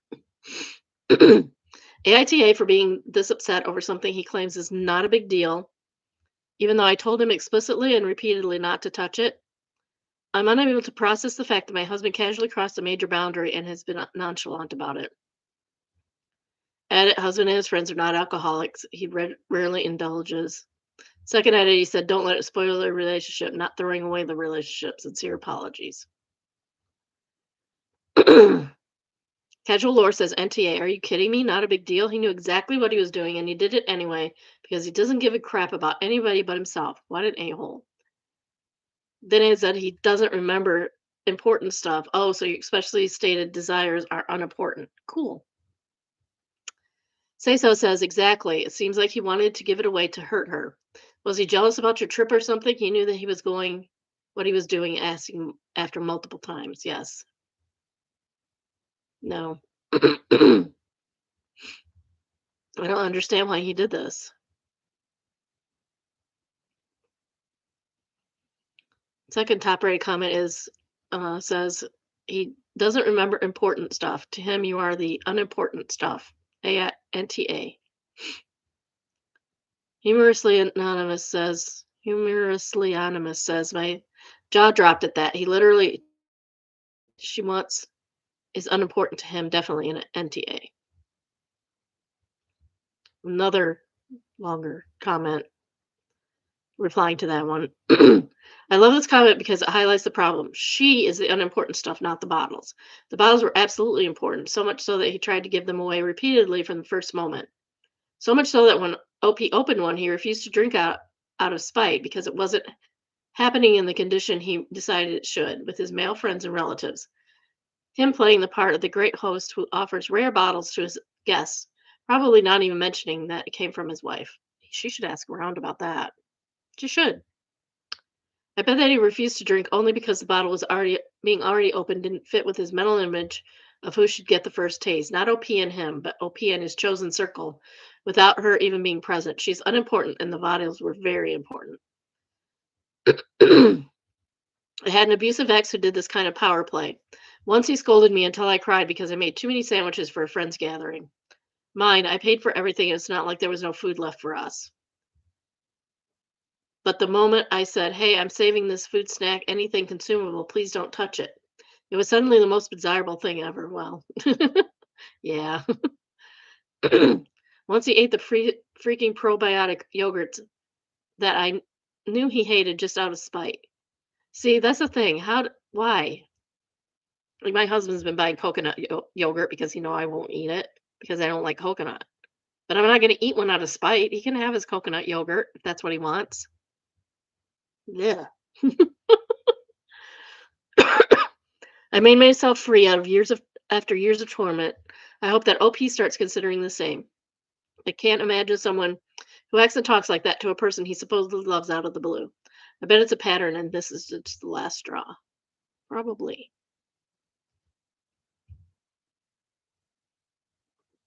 I do get a little upset when somebody eats the last of something that I had my mind on. Because that's rude. Like, just tell me. I don't really care. But when when you go to the fridge and you open it up and that last piece of cake is there or was this morning and it's not, mm. Burns my britches. And it's childish, I know, but I can't help how I feel about it. From Overheard, entitled "A Mid to Late 20s Couple on a Date Having Lunch Near Me." Her. Of course I want to see your dog. Are you kidding? I can't believe it took you this long to ask. Him scrolling his phone. I know I'm lagging, but okay, one sec. Here he is, showing her the screen. This is my boy. Her. Oh my God, Squeal. He's so cute. What's his name? I love him. Him laughing lightly. His name's Johnny Thornberry. I named him after this wild child cartoon character I used to watch when I was little. He was always the wildest little puppy. Her interrupting. Wait, what did you call him? Did you call him Johnny Thornberry, like from the Wild Thornberries? Him excited. Yeah. Yeah, excited. You know the Wild Thornberries? Her. Yeah, but I don't know how to tell you this, but his name was Donnie Thornberry, not Johnny. Donnie. Him. No wanging way. What? Her repeatedly typing on phone, showing the screen. Him. Holy crap, it is Donnie. Oh no, I've been calling him Johnny for 4 years. I can't change it now. He'll have an identity crisis. Her. Yeah, poor little Johnny. Oh, that's cute. Worst lullapin. Well, isn't this adorable? Sounds like they hit it off. OP. They were pretty cute together. I hope one day Johnny or Donnie is their ring bearer walking them down the aisle. I hope so too, because that would be a really happy ending. This is from What Do I Do? My boyfriend, it says bye boyfriend, but I'm pretty sure she meant my boyfriend of 2 years doesn't want to get me a Christmas present. And we're going to do this doohickey here. Oop, that's not working.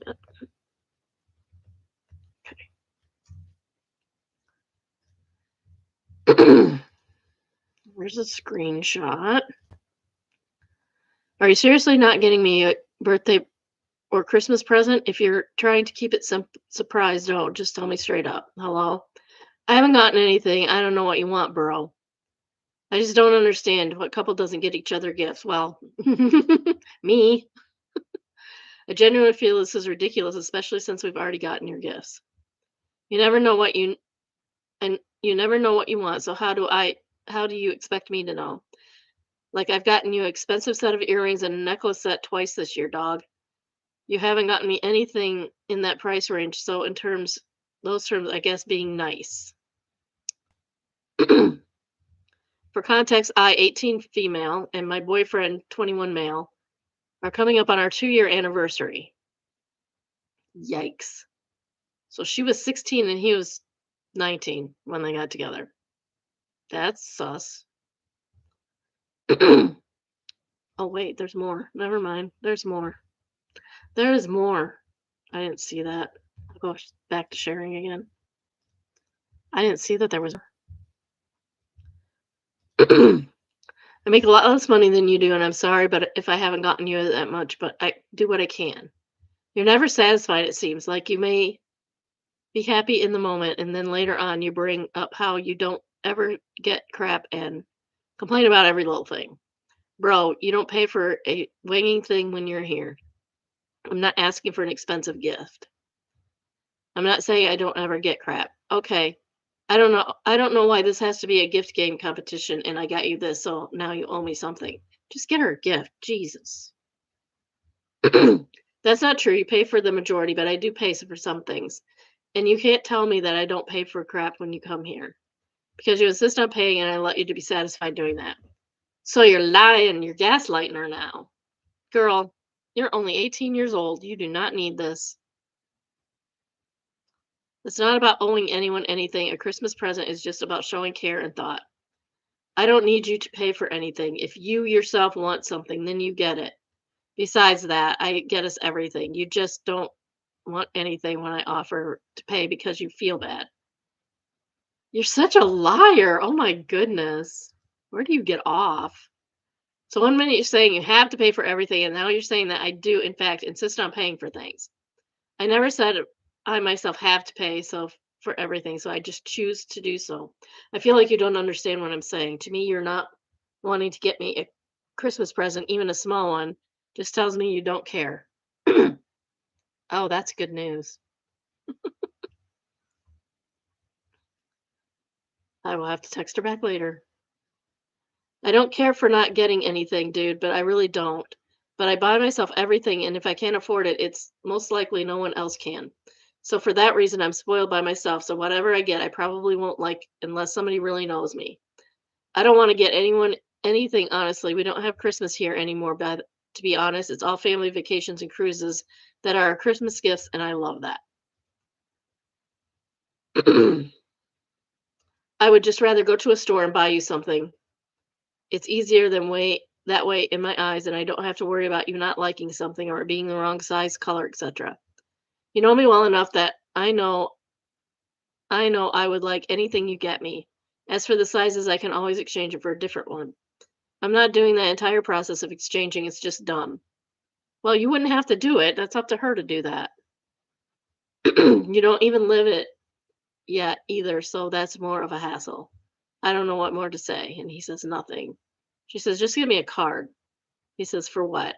Dude, I'm actually gonna lose it. You're not that clueless. A green card, lol. No, my winging card, the kind with words that you write. Maybe. You'll get plenty of those along with my notes. I leave every time. Oh, and flowers. I never received flowers as a man. I probably won't until I'm dead, lol. So just because you've done them before doesn't you don't have to do it now. That's not how that works. I didn't know that you would want any is what if that is what you want, I can make that happen. He said, "No, that's not what I said." It's okay. A dismissive okay. We are currently in a long distance relationship, but we make things work. Well, thank goodness, because he does not need to be near you. He has a full time job and is self employed while I'm a student who works part time about 10 hours a week at minimum wage, as you should be. That's exactly what you should be doing at 18 years old. It's safe to say that he makes a lot of more money than I. I already get him a bunch of gifts, probably 2 weeks worth of my salary, if not more, which he knows about. Our system is basically the person traveling pays for their flight, and the other person pays for all the expensive when they visit. In the end, my boyfriend definitely pays more than I do, but I think it's kind of fair since he makes about 10 times my salary, if not more. Actually, he should, if he's making that much more money than you, he should be gladly paying for everything. Plus, you're a core student. You don't have money. Today, it randomly came up that he was not going to getting me a present for Christmas or my birthday, which are very close together. I don't care if he wants to merge both gifts into one. I do, as someone who is a a close to Christmas birthday. I care. I was not mad, just more confused, to be honest. When I asked him why he wasn't getting me anything, he didn't really have a good explanation, so I texted him later to understand. I attached screenshots of the conversation. What do you guys think? Am I being unfair and selfish, or is it weird to not get me a present when he already knows I've gone out to get him presents? Also, I'm his girlfriend of almost 2 years. Secret Palpitation is the highest rated comment and says, dude, just break up. You guys are not meant to be. So it's so obvious.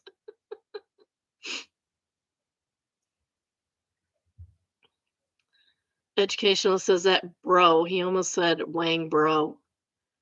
And somebody answered that. He also called her a dog. DAWG. Original poser and dude. Spirited Bee says, yes, bro, dog, and dude had me rechecking the sub. I thought I was in a satire sub, but alas, it appears to be all too real. Babe, dump him and get that cash back. I don't know your history, but I know that neither of you want this future. It's best for you to cut your losses and move on. This is unhealthy, and he's just not that into you.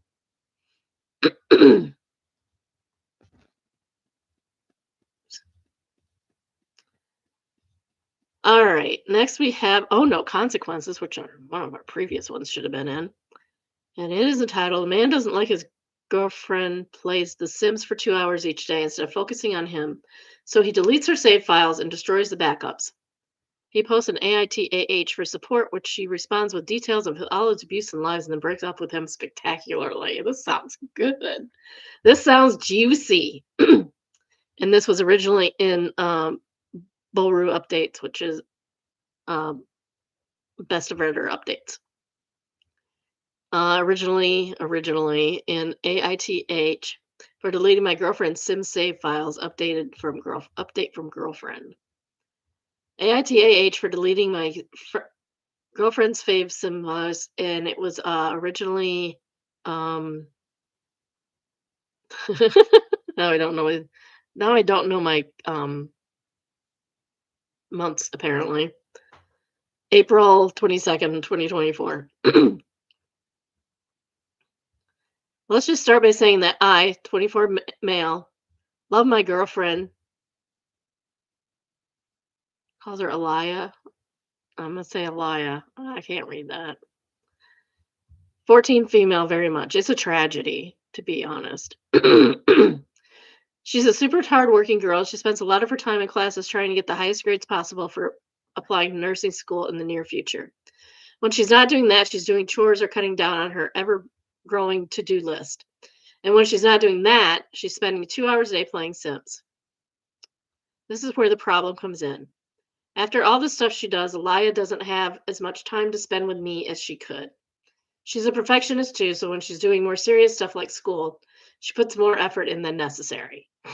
There is no effort that is too much for school. None.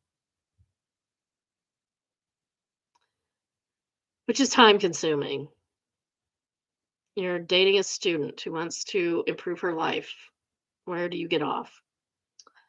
It really got to me that even knowing this, she'll spend so much time on The Sims. It's something frivolous that she's doing when we already only get so much time together. She has a little hobby, and everybody's entitled to a little hobby.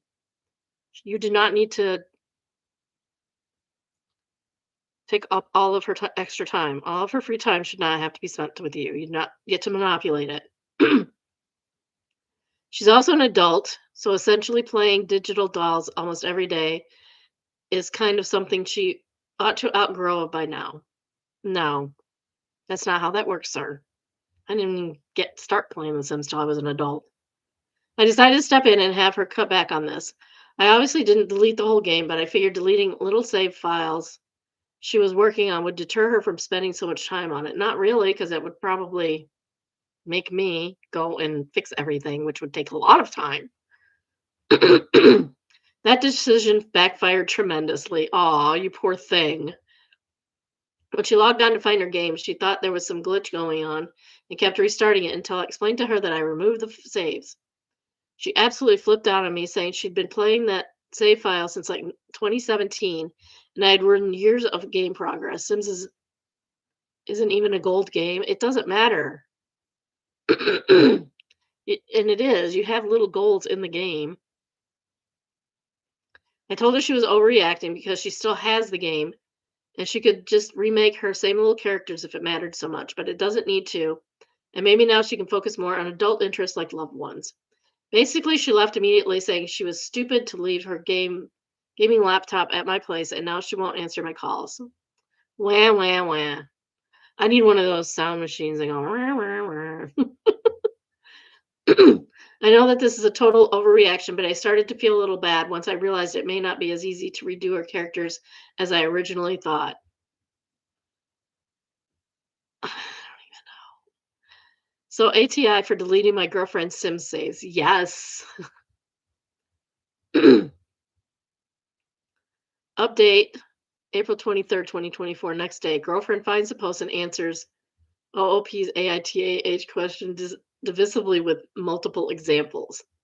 Did you really think I wouldn't find this post? Did you really think I wouldn't see how you've been talking about me? I shudder to think what you've said in what you deleted. Why don't you tell them the real story about how you not only deleted the save files, but also hammered the backup thumb drive so hard that there's a dent in your countertop now while I cried for you to stop? Oh my. Why don't you tell them about how you tag along to my SI group after bio because you don't want me to be out of your sight. Why don't you tell them about how my best friend, who's so called in love with me, literally lives in another state and only visits once or twice a year? Why don't you tell them about how, when my mother was sick a few months ago, you were blowing up my line all day for attention, knowing I was her primary caregiver, 24/7? Why are you telling why are you telling them you work full time or that you manage a grocery store when you work part time, manage the fast food place inside of it?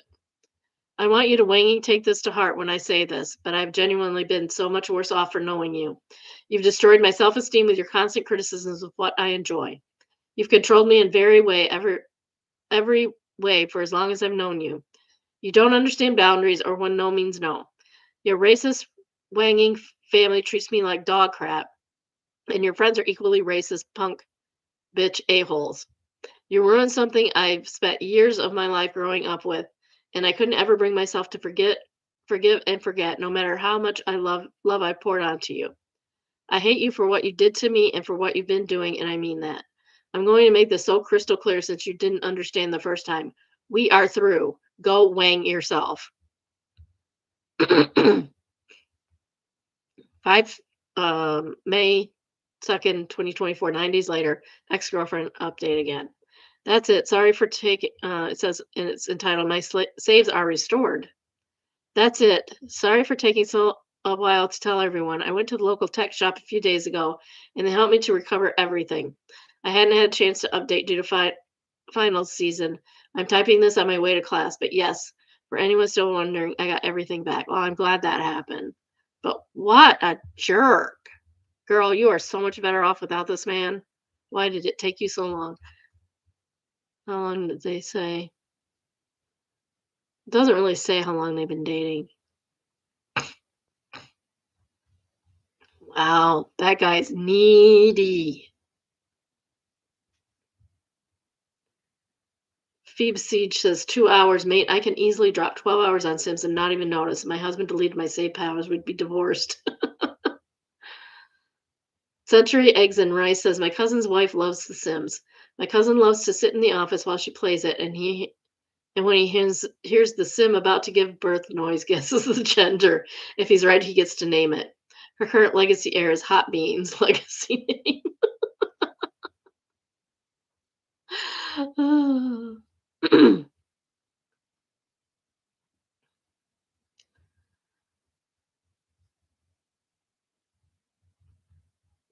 Find the second one.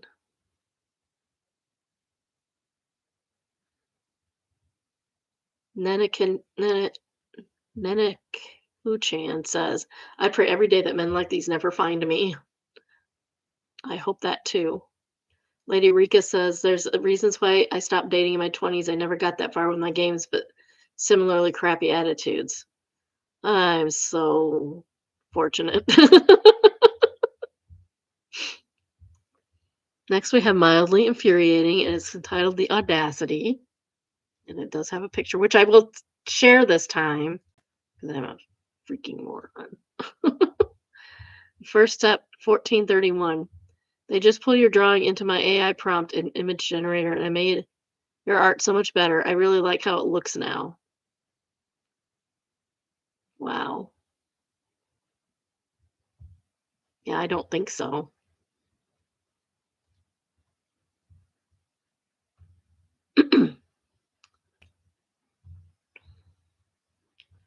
Somebody, a deleted person, has the top comment. It says, wow, AI or not, that's incredibly arrogant. And somebody answered that arrogant implies an overestimation of existing abilities, as this person has none to overestimate. This is lower, more of a brash delusion.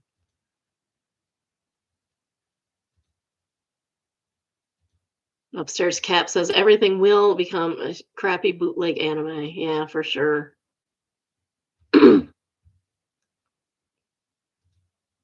And no, yours was not better. Next is from Am I Overreacting? And it says, Am I overreacting? My father ruined my drawing. And I will share the drawing. It's very nice. It's a nice drawing of Yang, right? That's his name, if I remember correctly.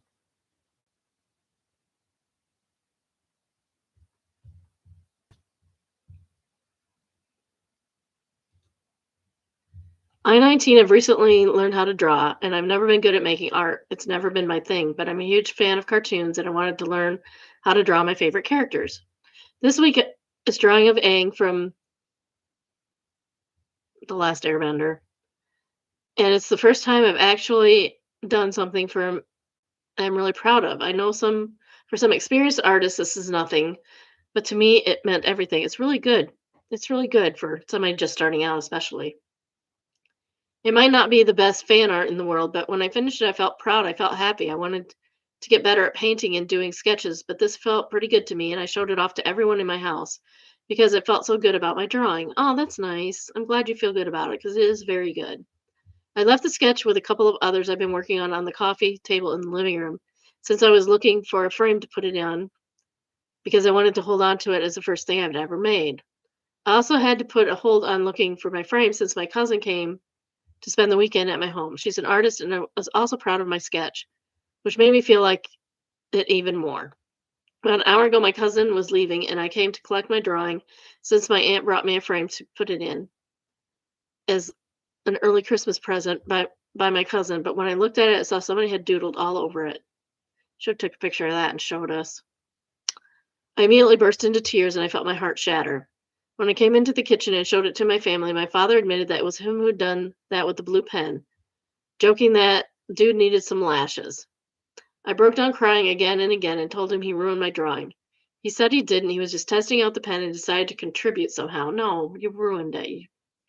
My mom got pissed at me for making a scene in front of my cousin and aunt, and my father kept telling me to grow up and stop crying for such a stupid reason since I could make another drawing. It's not the point, dude. I tried explaining to him the sentimental value the sketch had and how making another one won't fix the issue, and that he knew how much the drawing meant to me. I also told him that he would have to be really pissed if I doodled over his work spreadsheets, but he said that's not fair comparison. So go do it. Go doodle over his worksheets. Dare ya. Double dog dare ya. Both my mom and dad are pissed at me for being upset about the drawing. They think I'm overreacting, but to me it's not about just the drawing. It's about the dismissing my feelings and the effort I put into this work. My father refuses to apologize, and my mother thinks I embarrassed my father in front of his sister. Well, maybe he deserved that. So Reddit, am I overreacting? Somebody said top readers or top the post says NOR, you showed them the drawing not because of the lashes, but what if you draw another and your dad decides he needs lips or she needs arm hair like bruh, just don't touch your stuff. Or oh, please show this to pops and mom. They're bugging out and have no respect. Respect does go both ways. Second top comment is first of all, what a lovely drawing. Yes, it is. You should feel so proud of yourself. You have developed such lovely skill and you're only 19. If you keep at it, you'll be even more amazing with practice. This is a huge accomplishment, and I think it's a lovely idea that you wanted to save your first drawing. I would be so proud of you if you were my daughter. Heck, I'm proud of you as a stranger. I'm also sorry your parents treated you the way they did. They had every right to be upset. It sounds like you carefully tried to explain your feelings to them. Your dad should have apologized. He really dropped the ball on their parenting fail for sure. Try not to let their crappy behavior affect your motivation to draw, though. It is still an amazing achievement. You definitely need to draw more. In a few years, I feel like your father will apologize to you one day. Right now, it's just okay to feel heartbroken, and I see your talent. This is one of those kids who's gonna go now contact with their mom and dad, and they're not gonna see it coming because they have no respect for her. It's really sad. The next one's from Server Life, and it's entitled "Okay, but Yes, Please."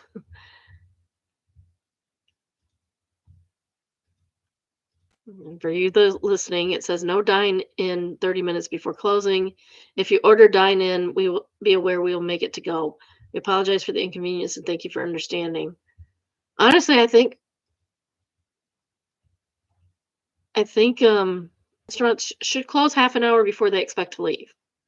Like if you want to close your restaurant at 9, close it at 8. Close it at 8 and let people start finish what they're doing at 8. I mean, if somebody comes in at around 8:30, close it at 8:30, 45. And then if someone comes in You can serve them and still go out on time. Barn Barn Dandy Andy says former restaurant owner here. That's why we changed from closing hour to last seating hour. Changed the game for my staff. Smart idea. Good for you. Salty Adhesive says I'm gonna have to recommend that to my owner. And Andy answers again. What we did is all signs and marketing material said last seating, online Yelp. You couldn't do that effectively, so we put our last seating hour 9 p.m. as our closed hour, 8 p.m. as our closed hour, actually 9 p.m. And then in the online description, we put accepting orders to go until 8:45 p.m. This ensured all closing staff were out the door by 9:30 max. That's how you do it. We are pretty popular country escape for city folk to come in. And sometimes they thought they deserved a seat after 8 because city restaurants were open later. But we were firm about the policy. We were honest. We would tell them everyone here has kids and they need to go home, and we'll be happy to offer you sparkling water while you wait, but it's to go only from 8 to 8:45. Maybe 4 or 5 times a year, people were dicks about it, but I had no tolerance for those types. I just tell them the only grocery store around here is closed at 8, and we're the only food option still open. There's a McDonald's 30 minutes away if you need a dine-in option. Never got a bad review out of it and would have worn it like a badge of honor if we did. That's exactly, I would have no problem with that. That makes sense. Cathedral Engine says every restaurant I've ever worked in at closing time means last seating, but if also all of them would switch to late night menus after the push, usually fried food and grill. So most kitchen staff got cut, boss saved on labor and made money from booze sales, and servers got some easy tables, drinkers while they did their side work. That makes sense too. Best of Redditor updates. Current best of Redditor update. We had 2 today, so that's fun. It's entitled I'm headed for divorce, but my lawyer has given me the best news ever. And this was posted on October 17th last year. My lawyer originally posted it off my chest. My lawyer gave me the best news. My 38 husband, soon to be ex-husband, has been cheating on me and he wants her instead of me. I'm probably naive because I didn't see this coming at all.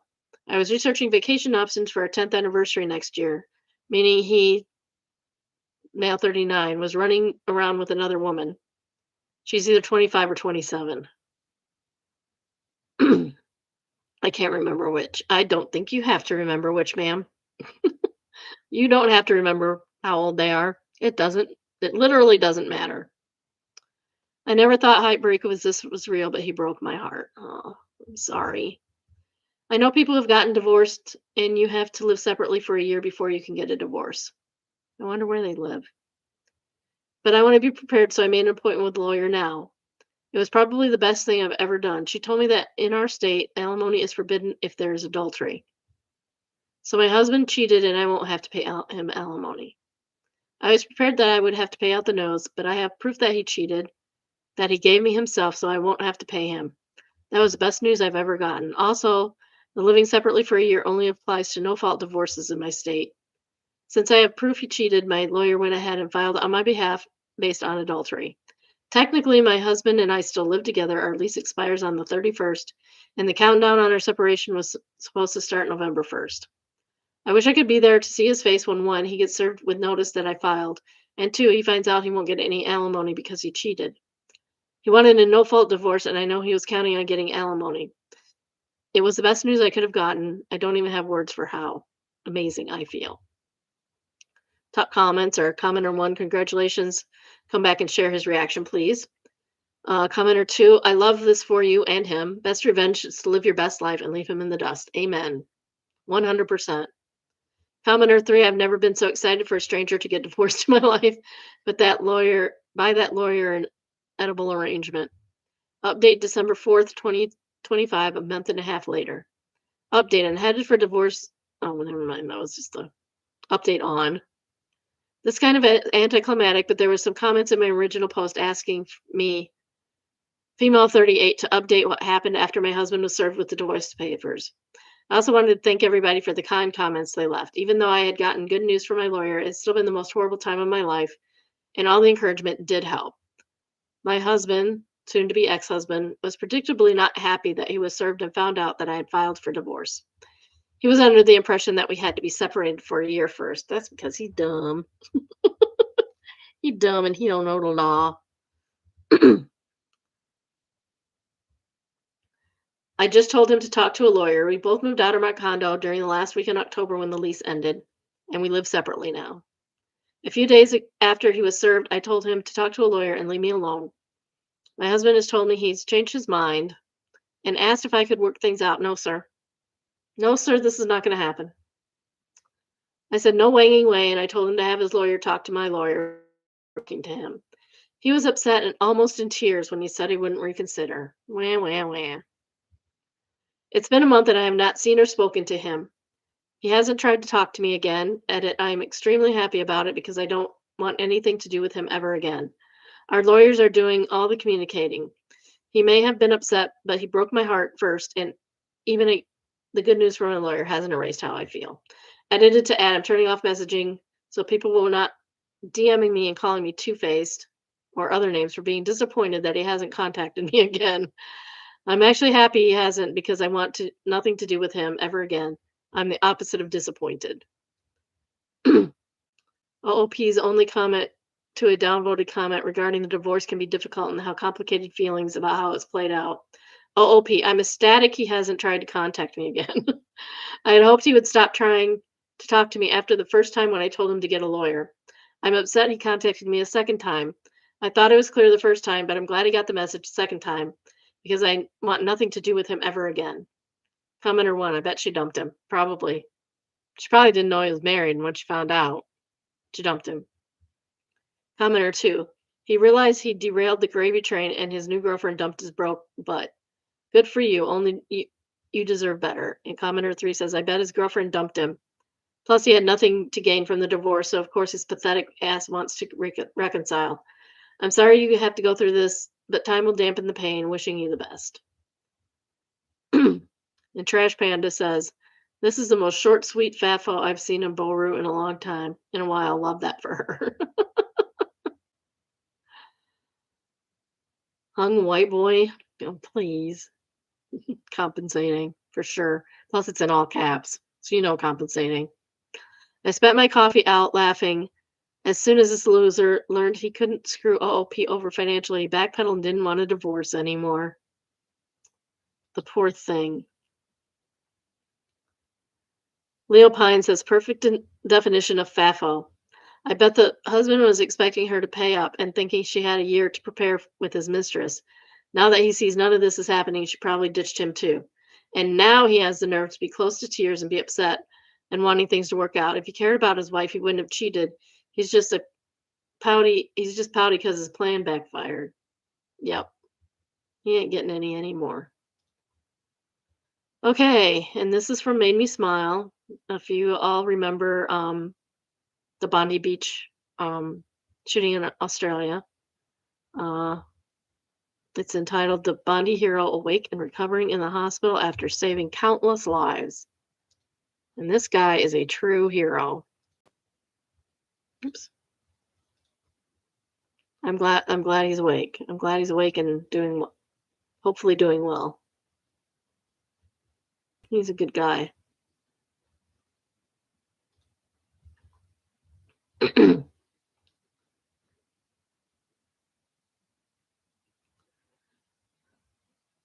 Ellen is a mod and says, we don't usually allow posts related to politics or sad topics, but we're making an exception for this hero. And a link to the GoFundMe. A deleted poster says, father of two, unbelievable. Each time I'm losing my faith in humanity, a hero like him returns it. And Reverse Psycho says, his GoFundMe has cracked $1 million, and he deserves every minute, every penny. Silver Moon says it's at 1.2 million right now with over 20,000 individual donations. That's a lot. The target amount is 1.7 million. We'll probably hit that in a few hours at this rate. At it 24 hours later, the current total is now 2.2 million and still going strong. This was over a month ago, so that's good. I'm glad. He deserves every penny. All right, that's all I have for today. I hope y'all are doing well. I'm gonna brave the snowy roads, um, and go grocery shopping right now. So I'm gonna go eat, and then I'm gonna go grocery shopping. I eat a little bit earlier. I'm gonna have dinner. In case you're unfamiliar with dinner, you know how we're the brunch because it's breakfast and lunch. Dinner is between lunch and breakfast, lunch and dinner. I think so. I'm gonna go have dinner. My husband has an appointment tonight. Um, yeah, the one he told me was yet tomorrow. Uh, and I'm also gonna text somebody back because I got good news. She got good news, so she will join us next week, I think. So, take care of yourselves. Stay safe. I hope everybody has power, but I guess you wouldn't be watching if you didn't have power. But sounds like the South is in a mess right now. In a mess.